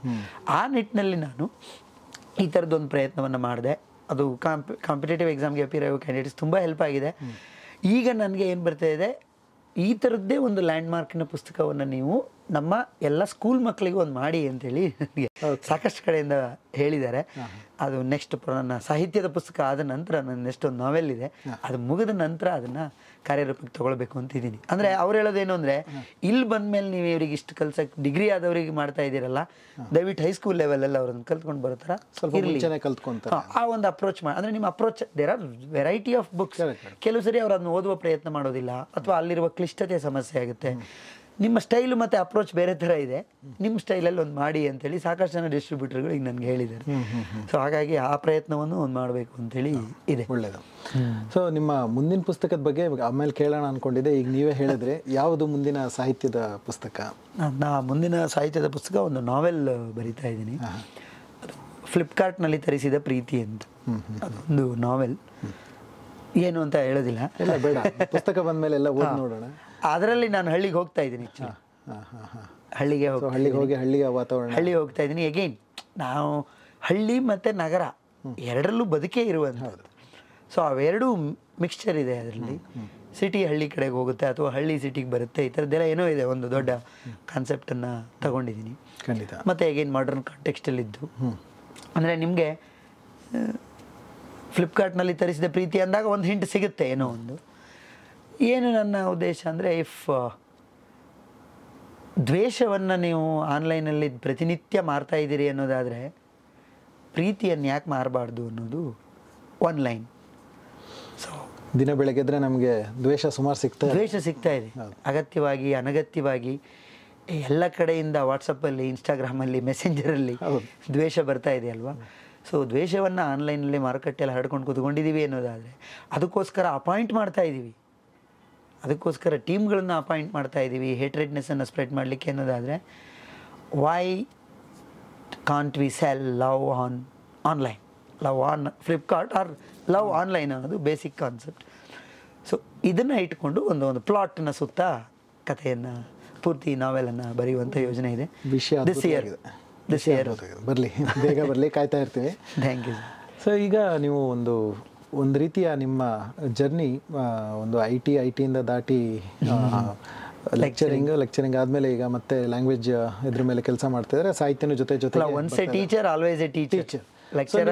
ಅದೆರಡರಲ್ಲಿ ಯಾವುದು ಹಿಡಿಸುತ್ತೆ, ಅಂದರೆ ಒಬ್ಬ ಸಾಹಿತಿನೋ ಅಥವಾ ಶಿಕ್ಷಕನೋ? ಶಿಕ್ಷಕ ಸಾಹಿತ್ಯ ಅವು ಕಾಂಪ್ಲಿಮೆಂಟ್ರಿ. ನೀವು ಭಾಳ ನಿಮಗೆ ಯಾವುದು ಖುಷಿ ಕೊಡುತ್ತೆ, ಹೆಚ್ಚು ಖುಷಿ ಕೊಡುವಂಥದ್ದು, ಅಥವಾ ಎರಡು? ನನಗೆ I became A writer because I became A teacher. Otherwise I wouldn't have been. ನಾನೊಬ್ಬ ರೈಟರ್ ಆಗಿದ್ದೆ ಟೀಚರ್ ಆದಮೇಲೆ 3.5 ವರ್ಷ ನಾನು ಇನ್ಫೋಸಿಸಲ್ಲಿ ಕೆಲಸ ಮಾಡಿದ್ದೀನಿ, 1.5 ವರ್ಷ ಕನ್ವರ್ಜೆಸಲ್ಲಿ ಕೆಲಸ ಮಾಡಿದ್ದೀನಿ. 5 years ಒಂದು ಅಕ್ಷರ ಬರೆದಿಲ್ಲ ನಾನು. And that part of Bangalore, Electronic City. Okay, ಎಷ್ಟೋ ಸರಿ ಕನ್ನಡ ಪೇಪರ್ ಸಿಗಲಿಲ್ಲ ನನಗೆ ಓದಲಿಕ್ಕೆ ಅಂತ. Maybe then I thought, ಅಂದರೆ ಇಂಗ್ಲೀಷ್ ಲಿಟ್ರೇಚರ್ ಓದೋನಾಗಿ ಓದ ಶೇಕ್ಸ್ಪಿಯರ್ ಮರ್ತೋಗ್ಬಿಟ್ನಾ ಅಥವಾ ಈ ಕಾಫ್ಕಾ ಮರ್ತೋದ್ನ, ಇವೆಲ್ಲ ಗೊಂದಲಗಳ ಮಧ್ಯೆ ಇನಿಷಿಯಲ್ ಜಾಬ್ ಹಂಟಿಂಗಲ್ಲಿ ಎಲ್ರಿಗೂ ಹಾಗೆ ಇರುತ್ತಲ್ವ, ಒಂದು 3-4 ವರ್ಷ ಯಾವ್ಯಾವುದೋ ಮಾಡ್ತಾ ಇರ್ತೀವಿ, ಆಮೇಲೆ I found myself that I am into teaching ಅಂತ. ಸೊ ನಾನು ಇಲ್ಲೇನು ಮಾಡ್ತಾ ಇದ್ದೀನಿ, ಇಲ್ಲಿ ಸೈಡ್ ಶೇಕ್ಸ್ಪಿಯರ್ನ ಅಥವಾ ಇನ್ನೊಬ್ಬರನ್ನ ಓದ್ಕೊಂಬಂದು ಇಲ್ಲೇನು ಮಾಡ್ತಿದ್ದೀನಿ ಅನ್ನಂತರ ಆ ನಂತರ ಟೀಚಿಂಗಿಗೆ ಶಿಫ್ಟ್ ಆದೆ. ಟೀಚಿಂಗಿಗೆ ಶಿಫ್ಟ್ ಆದಮೇಲೆ ನಾನು ಇಂಗ್ಲೀಷನ್ನು ಚೆನ್ನಾಗಿ ಕಲಿತೆ. ನಿಮಗೆಲ್ಲ ಗೊತ್ತಿದೆ, ನಾನು ಕನ್ನಡ ಮೀಡಿಯಂ ಸ್ಟೂಡೆಂಟೇ. ನಮ್ಮಲ್ಲಿ ಏನಾಗುತ್ತೆ, ಗ್ರ್ಯಾಜುಯೇಷನ್ ಮುಗಿದ ತಕ್ಷಣ ನಮ್ಗೆ ಭಾಷೆ ಏನು ತುಂಬ ಚೆನ್ನಾಗಿ ಬರ್ತಾ ಇರೋದಿಲ್ಲ. ಇಂಗ್ಲೀಷ್ ಸಿಟಿಲಿ ಬರ್ತಾ ಇರ್ಬೋದು, ನಾವೆಲ್ಲ ಡಿಸ್ಟ್ರಿಕ್ಟ್ ಸೆಂಟರ್ಗಳಲ್ಲಿ ಓದೋರು, ಸೆಕೆಂಡ್ ಲೈನ್ ಸಿಟಿಗಳಲ್ಲಿ. ಅಲ್ಲೆಲ್ಲ ಪಾಪ ಪ್ರೊಫೆಸರ್ಗಳು ಇಂಗ್ಲೀಷಲ್ಲೇ ಪಾಠ ಮಾಡೋದಿಲ್ಲ, ಪೂರ್ತಿ ಇಂಗ್ಲೀಷ್ ಮೇಜರ್ ಆದರೂ. ದ ರೀಸನ್ ಬೀಯಿಂಗ್ ಅರ್ಥ ಆಗಬೇಕಲ್ಲ, ನಾವೆಲ್ಲ ಅಗ್ರೇರಿಯನ್ ಬ್ಯಾಕ್ಗ್ರೌಂಡಿಂದ ಬಂದಿರ್ತೀವಿ, ನಮ್ಗೆ ಅರ್ಥ ಆಗಲ್ಲ ಅಂತೇಳಿ ಶೇಕ್ಸ್ಪಿಯರ್ನು ಪೂರ್ತಿ ಕನ್ನಡದಲ್ಲೇ ಪಾಠ ಮಾಡ್ತಾರೆ. ಅದು ಅವ್ರು ತಪ್ಪು ಅಂತಲೂ ನಾನು ಹೇಳ್ತಾ ಇಲ್ಲ, ಇಲ್ಲಾಂದ್ರೆ ನಮ್ಗೆ ಅರ್ಥ ಆಗಲ್ಲ. ಹೌದು. ಆಮೇಲೆ ಏನೋ ಒಂದು ನೋಟ್ಸು ಅದನ್ನು ಅರ್ಥ ಮಾಡ್ಕೊಳ್ಳುವಂಥದ್ದು. ಬಟ್ ಅವ್ರ ಪಾಠ ಕನ್ನಡದಲ್ಲೇ ಮಾಡ್ತಿದ್ರು, ಆ ಇಂಗ್ಲೀಷ್ ಸಾಹಿತ್ಯದ ಬಗ್ಗೆ ಆಸಕ್ತಿ ಮೂಡಿಸಿದ್ರು, ಅವ್ರಂಥ ಪ್ರೊಫೆಸರ್ಸ್ ಆಗಿದ್ರು. ಹಾಗಾಗಿ ಎಲ್ಲೋ ಒಂದು ಕಡೆ ನಮ್ಮ ಮೇಲೆ ಇನ್ಫ್ಲೂಯೆನ್ಸ್ ಇರುತ್ತಲ್ವ ಅದು. ಮತ್ತು ಡ್ರಾಮಾ ಥಿಯೇಟರ್ ಇದೆಯಲ್ಲ, ಥಿಯೇಟರ್ ಮಾಡಿದ್ರಿಂದನೇ ನಾನು ಬಹುಶಃ ನಾನೇನಾದರೂ ತಕ್ಕ ಮಟ್ಟಿಗೆ ನಾನೀಗ ಒಂದು 10,000 ಜನ ಸ್ಟೂಡೆಂಟ್ಸ್ಗೆ ಪಾಠ ಮಾಡಿದ್ದೀನಿ 10 ವರ್ಷದಲ್ಲಿ. ಅಂದರೆ ಆ 10,000 ಜನ ವಿದ್ಯಾರ್ಥಿಗಳಲ್ಲಿ ಒಂದಿಷ್ಟು ಜನ ನೆನ್ಪಿಟ್ಕೊಂಡಿದ್ದಾರೆ ನನ್ನನ್ನು, ಅಂದರೆ ಅದಕ್ಕೆ ಥಿಯೇಟರ್ ಕಾರಣ ಅಂತ ಹೇಳ್ತೀನಿ. ಸೊ ಥಿಯೇಟ್ರಿಂದ ಆ ಎನರ್ಜಿ ಕೊಡುತ್ತೆ. ಹೇಳುವ ವಿಷಯಗಳನ್ನು ಹೇಗೆ ಹೇಳಬೇಕು, ಎಷ್ಟು ಪವರ್ಫುಲ್ಲಾಗಿ ಹೇಳಬೇಕು, ಮಾಡ್ಯುಲೇಷನ್, ವಾಯ್ಸ್ ಮಾಡ್ಯುಲೇಷನ್, ಸ್ಟ್ರೆಸ್ ಎಲ್ಲವನ್ನು ಅದು ಆಟೋಮೆಟಿಕ್ಕಾಗಿ ಬಂದ್ಬಿಡುತ್ತೆ. ನಮಗೆ ಕ್ಲಾಸ್ ಕಂಟ್ರೋಲ್ ಅನ್ನೋದು ವಿಷಯನೇ ಅಲ್ಲ. Though it is a college, class control was never an issue for me because I was into theatre. 80 ಜನ ಇರಲಿ 90 ಜನ ಇರಲಿ ಅದು ವಿಷಯ ಆಗುತ್ತೆ, ಅದನ್ನು ಆರಾಮಾಗಿ ಹ್ಯಾಂಡಲ್ ಮಾಡ್ಬೋದು. ಸೊ ಅದಕ್ಕೆ ಕಾರಣ ಥಿಯೇಟರ್. ಸೊ ಥಿಯೇಟರ್ ಮತ್ತು ಲೆಕ್ಚರಿಂಗ್ ಇವೆರಡೂ ಇದ್ದಿದ್ದರಿಂದ ನಾನು ಬರಹಗಾರ ಆಗಲಿಕ್ಕೆ. ಸಾಹಿತಿ ಗೊತ್ತಿಲ್ಲ ನನಗೆ, ಅದು ಎಷ್ಟು ಸ್ವಲ್ಪ ಮೇ ಬಿ ದೊಡ್ಡ ಪದ ಮತ್ತೆ ಅಂದ ತಕ್ಷಣ ನಾನು ಹೌದು ಅಲ್ಲೋ ಅಂತೇಳಿ ಮತ್ತೆ ಇನ್ನೇನೋ ಒಂದು ವೆರಿಫೈ ಇಟ್ಕೊಂಡ್ಬಿಡೋಣ ಬರಹಗಾರ ಬೇಡ. ಅದಕ್ಕೆ ಸರ್ವರಿಗೂ ಹಿತವಾದದ್ದು ಅದೇ ಸಾಹಿತ್ಯ. ಸೊ ಹಾಗಾಗಿ ಬರಹಗಾರ ಅಂತ ಅನ್ಕೋತೀನಿ ಅಷ್ಟೇ. ಬರಹಗಾರ ಅಂದಮೇಲೆ ಪದ್ಯನೋ ಗದ್ಯನೋ ಮತ್ತು ಕಾದಂಬರಿನೋ ಯಾವ ಫಾರ್ಮಿಗೆ ಸೂಟ್ ಆಗುತ್ತೋ ನಾನಂತೂ ಟೆಕ್ನಿಕಲಿ ಯೋಚನೆ ಮಾಡೇ ಮಾಡ್ತೀನಿ. ಸುಮ್ಮನೆ ನನಗೆ ಬಂದ್ಬಿಡ್ತು ಬರೆದ್ಬಿಟ್ಟೆ ಎದ್ದು ಕೂತ್ಕೊಂಡು ರಾತ್ರಿ ಅಂತೆಲ್ಲ ಹೇಳೋದಿಲ್ಲ. ತುಂಬ ಯೋಚನೆ ಮಾಡಿ ಹೀಗೆ ಮಾಡಬೇಕು ಹೀಗೆ ಬರಿಬೇಕು ಅಂತ ಕಾನ್ಷಿಯಸ್ ಆಗಿನೇ ಬರಿತೀನಿ. ಅಫ್ಕೋರ್ಸ್ ಒಂದು ನಾಟು ಬರುತ್ತೆ, ಸಡನ್ನಾಗಿ ಬರುತ್ತೆ, ಅದೆಲ್ಲ ಇರುತ್ತೆ. ಸಡನ್ನಾಗಿ ಪೂರ್ತಿ ಕಾದಂಬರಿ ಹಿಂಗೆ ಎದ್ದು ನಾನು ಬರೆದ್ಬಿಟ್ಟೆ ಅಂತ ಯಾರಾದರೂ ಹೇಳಿದ್ರೆ ನಾನು ನಂಬಲ್ಲ. ಸಡನ್ನಾಗಿ ಬರೋದು ಎರಡೇ ವಿಷಯ, ಒಂದು ಥಾಟು ಒಂದೇನೋ ಸಣ್ಣ ಐಡಿಯಾ ಅಷ್ಟೇ. ಆಮೇಲೆ you will have to fill things to it. ಹಾಗಾಗಿ ನಾನು ಅದನ್ನು ಮಾಡ್ತೀನಿ ಯಾವಾಗ. ಸೊ ಈಗ ಕತೆಗಳು ಮತ್ತು ಇದರಲ್ಲಿ ಯಾವುದಾದ್ರೂ ಸಿನಿಮಾ ಆಗೋ ಹಂತದಲ್ಲಿ ಇದೆಯಾ ಅಥವಾ ಸಿನಿಮಾದ ಸುತ್ತ? ಸಿನಿಮಾಕ್ಕೆ ಅದೇ ಸಿನಿಮಾ ಅದೊಂದು ಬೇರೆನೇ ಲೋಕ ಅದು. ಕೆಲವು ಸರಿ ಏನಾಗುತ್ತೆ ಅಂದರೆ, ಒಂದು ನನ್ನ ಸುಪಾರಿ ಕೊಲೆ ಕಥೆಯನ್ನು ತಗೊಂಡಿದ್ದಾರೆ ದಯಾಳ್ ಅಂತೇಳಿ, ಭಾಳ ಹಿಂದೆ ತೊಗೊಂಡಿದ್ದಾರೆ ನಾಟಕ ಆದಾಗಲೇ. ಅದರಲ್ಲೂ ನೋಡಿ 2 ಕೊಲೆ ಅಂತ ಇದೆ, ಬಟ್ ಕೊಲೆ ಮಾಡಬಾರ್ದು ಅನ್ನೋದು ಹೇಳಲಿಕ್ಕೆ ಆ ಕಥೆನೂ ಇರುವಂಥದ್ದು. ಬಟ್ ಅದೊಂದು ಪಕ್ಕಾ ಕ್ರೈಮ್ ಸಸ್ಪೆನ್ಸ್ ಥ್ರಿಲ್ಲರ್ ತಗೊಂಡಿದ್ದಾರೆ. ಆ ಹಂತದಲ್ಲಿ ಇದೆ ಅನ್ನುವ ವರದಿಗಳು ಕೂಡ ನನಗೆ ಬಂದಿದೆ. ನೋಡಬೇಕು ಏನಾಗುತ್ತೆ ಅಂತ. ಫಿಲಮ್ಮಿಂದು ಅದಾದಮೇಲೆ ಹೇಳೋದು ಬೆಟರ್. ಹೌದೌದು. ಹಾಗಾಗಿ ನಾಟ್ ಸೋ ಆ್ಯಂಬಿಷಿಯಸ್. ನಾನು ಬರೆದಿದ್ದೆ ಯಾವುದೋ ಆದರೆ ಒಳ್ಳೆಯ ವಿಚಾರ, ಖುಷಿಯ ವಿಚಾರ. ಬಟ್ ಕೆಲವರು ಯಾರ್ದೋ ಜೊತೆಗೆ ನನ್ನ ರೈಟಿಂಗ್ ಇಷ್ಟ ಆಗಿ ಅವರು ಮುಂದೆ ಯಾವುದಕ್ಕೂ ನನಗೆ ನೀವು ಬರಿಬೇಕು ಅಂತೆಲ್ಲ ಹೇಳಿದ್ದಂತೂ ಇದೆ. ಮತ್ತೆ ಅಗೇನ್ ಅದನ್ನು ನಾನು ಅದಕ್ಕೆ ಈಗಲೇ ಹೇಳೋದಿಲ್ಲ, ಅದು ಬರೆದಾದ್ಮೇಲೆ ಹೇಳೋದು ಮುಂದಿನ ದಿನಗಳಲ್ಲಿ ಅದು ಕೂಡ ಆಗಲಿ. ಅಂದರೆ ಅದೊಂದಿದೆ ನಿಮ್ಮ ಬರವಣಿಗೆಯಲ್ಲಿ, ಸಿನಿಮ್ಯಾಟಿಕ್ ಇದೆ ಅಥವಾ ಡ್ರಾಮ್ಯಾಟಿಕ್ ಆಗಿ ಇದೆ ಅನ್ನುವಂಥದ್ದು. ಅದೇ ನಾನು ಅದನ್ನ ಅವ್ರು ಯಾವ ರೀತಿ ಹೇಳ್ತಾರೋ ಗೊತ್ತಿಲ್ಲ, but I take it as a compliment because dramaticism is a part of our life. I have seen it and I believe in it. ಮಗನಿಗೆ SSLC ರ್ಯಾಂಕ್ ಬಂದಿದ್ದು ಸ್ವೀಟ್ ತರಕ್ಕೆ ಅಂತ ಆ ಕಡೆ ದಾಟಿದ ಅಪ್ಪ ಬೇಕ್ರಿಗೆ, ಈ ಕಡೆ ಬಂದಿಲ್ಲ. ಅಷ್ಟು ಡ್ರಾಮ್ಯಾಟಿಕ್ ಎಲಿಮೆಂಟ್ ಇದೆ ಲೈಫಲ್ಲಿ. ಅಂದಾಗ ನಾವು ಕಥೆಗಳಲ್ಲಿ ಕೊಡೋದು ಕಥೆಗಳಿಗೆ ಒಗ್ಗುತ್ತೆ, ಲೈಫಿಗೆ ಒಬ್ಬದಿಗೆ ಇರ್ಬೋದು. ಬಟ್ ಆ ನಾಟಕೀಯತೆಯನ್ನು ನಾನು ಆ್ಯಸ್ ಇಟ್ ಈಸ್ ಬರೆಯೋದಾದರೆ ಅದ್ರಲ್ಲಿ ಮತ್ತೆ ಕತೆ ಅಂತ ಅನ್ಸ್ಕೊಳ್ಳೋ ಅವಶ್ಯಕತೆ ಇಲ್ಲ. ಅದು ಒಂಚೂರು ವರದಿನೇ ಏನೋ ಒಂದು of factor I always try to find in that. ಒಂದು ಸಣ್ಣ ಆಫ್ ಫ್ಯಾಕ್ಟ್ರ್ ಜೊತೆಗೆ ಈ ಎಲಿಮೆಂಟ್ಗಳು. ಈಗ ಎಲ್ಲ ಕಥೆಗಳಲ್ಲೂ ಏನೋ ಒಂದು ಸೋಷಿಯಲ್ ಎಲಿಮೆಂಟ್ ಹೇಳ್ಬಿಡ್ತೀನಿ ಅಂತ ಹೋಗೋಕೆ ಆಗೋದಿಲ್ಲ. ಅದನ್ನು ಎಲ್ಲಿ ಹೇಳಬೇಕೋ ಅಲ್ಲಿ ಹೇಳಬೇಕು. ನಾನು ಫಾರ್ ಎಕ್ಸಾಂಪಲ್ ನನ್ನ ನಾಟಕದಲ್ಲಿ ಬೇಕಾದಷ್ಟು ಸೋಷಿಯೋ ಪೊಲಿಟಿಕಲ್ ಎಲಿಮೆಂಟನ್ನು ತಂದಿದ್ದೀನಿ. ಅದ್ರ ಬಗ್ಗೆ ನನಗೆ ತುಂಬ ಖುಷಿ ಇದೆ, ತೃಪ್ತಿ ಇದೆ. ನಾನು ಅದನ್ನು ಬೇರೆಯೇ ಅಂತ ಅಂದ್ಕೊಂಡಿದ್ದೀನಿ. ಇದು ಬರೆದಿದ್ದೀನಿ, ನನಗೆ ಇದು ತೃಪ್ತಿ ಇದೆ ಅಂತ. ಸೊ ಹಾಗೆ ಒಂದೊಂದು ಫಾರ್ಮ್ಯಾಟಿಗೆ, ಒಂದೊಂದು ಕಂಟೆಂಟಿಗೆ ಒಂದೊಂದು ರೀತಿ ನಾವು ತರಲೇಬೇಕಾಗುತ್ತೆ. ಅದನ್ನು ಪ್ರಜ್ಞಾಪೂರ್ವಕವಾಗಿ ಮಾಡಬೇಕಾಗುತ್ತೆ. ಬರೆದಿದ್ದೆಲ್ಲವೂ ಚೆನ್ನಾಗೂ ಇರೋದಿಲ್ಲ, ಬರೆದಿದ್ದೆಲ್ಲವೂ ಒಳ್ಳೆಯದು ಅಲ್ವಾ. ಎಂಥ ಒಳ್ಳೆ ರೈಟರ್ ತೊಗೊಂಡ್ರು ನೀವು, ಹೌದು, ಕಾಲಕ್ಕೆ ನಾವು ಬೇರೆ ಬೇರೆ ಸಬ್ಜೆಕ್ಟ್ಗಳನ್ನು ಕೊಡ್ತಾ ಹೋಗಬೇಕಾಗುತ್ತೆ. ಮತ್ತು ನಾನು ಸಾಧ್ಯವಾದಷ್ಟು ಈಗ ಬರೆಯುವ ಮತ್ತು ಹಳವ ಎಲ್ಲರನ್ನೂ ಓದುವ ಪ್ರಯತ್ನವನ್ನು ಮಾಡ್ತೀನಿ. ನಾನು ಆನೆಸ್ಟಾಗಿ ಹೇಳ್ತೀನಿ, ಓದಿಸ್ಕೊಳ್ಳಿಲ್ಲ ಅಂದರೆ ನಾನು ಓದಲ್ಲ. ಓದಿಸ್ಕೊಳ್ಬೇಕಾಗಿರೋದು ಅದು ನನ್ನ ಇಂಟ್ರೆಸ್ಟ್, ಇಂಡಿವಿಜುವಲ್ ಇಂಟ್ರೆಸ್ಟ್. ಅದು ನನಗೆ ಆಗಲಿಲ್ಲ ಅಂದರೆ ನಾನು ಓದೋದಿಲ್ಲ. Be it new writer or old writer ಅಂತ ತಗೊಂಡೆ. ಕೆಲವನ್ನ ಓಲ್ಡ್ ರೈಟರ್ನ ಬೇರೆ ಕಾರಣಕ್ಕೆ ಬೇಕು ಅಂತ ಓದ್ತೀನಿ. ಒಂದು ಅನಾಲಜಿ ಇರುತ್ತೆ, ಒಂದೇನೋ ಬೇಕಾಗುತ್ತೆ ಅನ್ನೋ ಕಾರಣಕ್ಕೆ, ಅಥವಾ ಕಾಲಘಟ್ಟ ಅರ್ಥ ಮಾಡ್ಕೊಳ್ಳಿಕ್ಕೆ ಮತ್ತೊಂದಕ್ಕೆ. ಅದಲ್ಲದೆ ನಾನು ಓದಿಸ್ಕೊಳ್ಳಿಲ್ಲ ಅದಾಗೆ ಅಂದರೆ ಭಾಳ ಕಷ್ಟ ಆಗುತ್ತೆ. ಹಂಗೂ ಆನೆಸ್ಟ್ ಪ್ರಯತ್ನ ಮಾಡ್ತೀನಿ. ಕೆಲವು ಸರಿ ಅದು ಓದಿಸ್ಕೊಳ್ಳಿಲ್ಲ ಅಂದರೆ ಮುಂದೆ ಹೋಗೋಕ್ಕಾಗೋದಿಲ್ಲ. And I think I imagine my reader in the same position. Correct. ಅವರಿಗೂ ಓದೋಕ್ಕಾಗಲಿಲ್ಲ ಅಂದರೆ ಅವರು ಆಮೇಲೆ ಪುಸ್ತಕ ಈಗ ನೋಡಿ, ನಾನು ಜನರಲ್ ಇಂಗ್ಲೀಷ್ ಪುಸ್ತಕ ಹೇಳಿದ್ರಲ್ಲ ನೀವು, ಅದನ್ನು ನಾವು ಸಾವಿರಾರು ಪ್ರತಿಗಳನ್ನು ಒಂದು ವರ್ಷಕ್ಕೆ ಮಾರಾಟ ಮಾಡ್ತೀವಿ. ಕೆಲವು ಸರಿ ಒಂದು ತಿಂಗಳಿಗೆ 1000 ಖಾಲಿಯಾಗಿರುತ್ತೆ. ಯಾಕೆ ಅಂದರೆ ಅದು ನೀಡ್ ಬೇಸ್ಡ್ ಪುಸ್ತಕ. ದೇವರು ಅರೆಸ್ಟ್ ಆದ ಈಗ ಬಂದು 6ನೇ ವರ್ಷಕ್ಕೆ 3ನೇ ಪ್ರಿಂಟ್ಗೆ ಹೋಗಿದೆ. ನಾನು ತುಂಬ ಕರೆಕ್ಟಾಗಿ ಅರ್ಥ ಮಾಡ್ಕೊಳ್ಬೇಕು. ಪುಸ್ತಕ ಹೋಗ್ತಾ ಇಲ್ಲ ಅಂದರೆ ಅದೇನು ಶಾಂಪೂ ಅಲ್ಲ, ಸೋಪ್ ಅಲ್ಲ, ಅದು it is not FMCG. Correct. ಪುಸ್ತಕ ನಾನಾಗಲೇ ಹೇಳ್ದಂಗೆ ಅದನ್ನು ಓದ್ದೇನೂ ಒಬ್ಬ ಮನುಷ್ಯ ಸತ್ತೋಗ್ಬೋದು ಬದುಕಿ. ಸೊ ಹಾಗಿದ್ಮೇಲೆ ನೀವು ಈಗ ಒಂದು ಪೆಪ್ಸಿ, ಕೋಕೋ ಕೋಲಾ ಅದು ಗ್ಲೋಬಲ್ ಮಾರ್ಕೆಟಿಂದ ಸೀದಾ ಹೋಗಿ ಹಳ್ಳಿಲಿ ಕೂತ್ಕೊಂಡಿದೆ. ಅದು ನಿಮ್ಗೆ ಎಲ್ಲಿದೆ ಪುಸ್ತಕ ಹಳ್ಳಿಲಿ? ಯಾವ ಅಂಗಡಿ ಬುಕ್ ಶಾಪ್ ಇದೆ ಹಳ್ಳಿಲಿ? ಬಟ್ ಕೋಲಾದವನು ಹೋಗಿದ್ದಾನೆ. ಅವನು ಈಗ ಹೋಗಿಲ್ಲ, 20 ವರ್ಷದ ಹಿಂದೆ ಹೋಗಿರುವ ಕಾರಣಕ್ಕೆ ಈಗ ಅವನು ತುಂಬ ಮಾರಾಟ ಮಾಡ್ತಾ ಇದ್ದಾನೆ. ನಮ್ಮಲ್ಲಿ ಒಂದು ಲೈಬ್ರರಿ ಅಂತಿದೆ ಹಳ್ಳಿಲಿ, ಯಾರೂ ಹೋಗಲ್ಲ, ಅಂದರೆ ಕಡಿಮೆ ಜನ ಹೋಗ್ತಾರೆ, ತುಂಬ ನೆಸೆಸಿಟಿ. ಸೊ ಇಲ್ಲೇ ಅರ್ಥ ಮಾಡ್ಕೊಳ್ಳಿ, ಒಂದು ಸಾಹಿತ್ಯದ ಪುಸ್ತಕ 3ನೇ ಪ್ರಿಂಟ್ ಹೋಗ್ಲಿಕ್ಕೆ 6 ವರ್ಷ ತಗೊಂಡಿದೆ.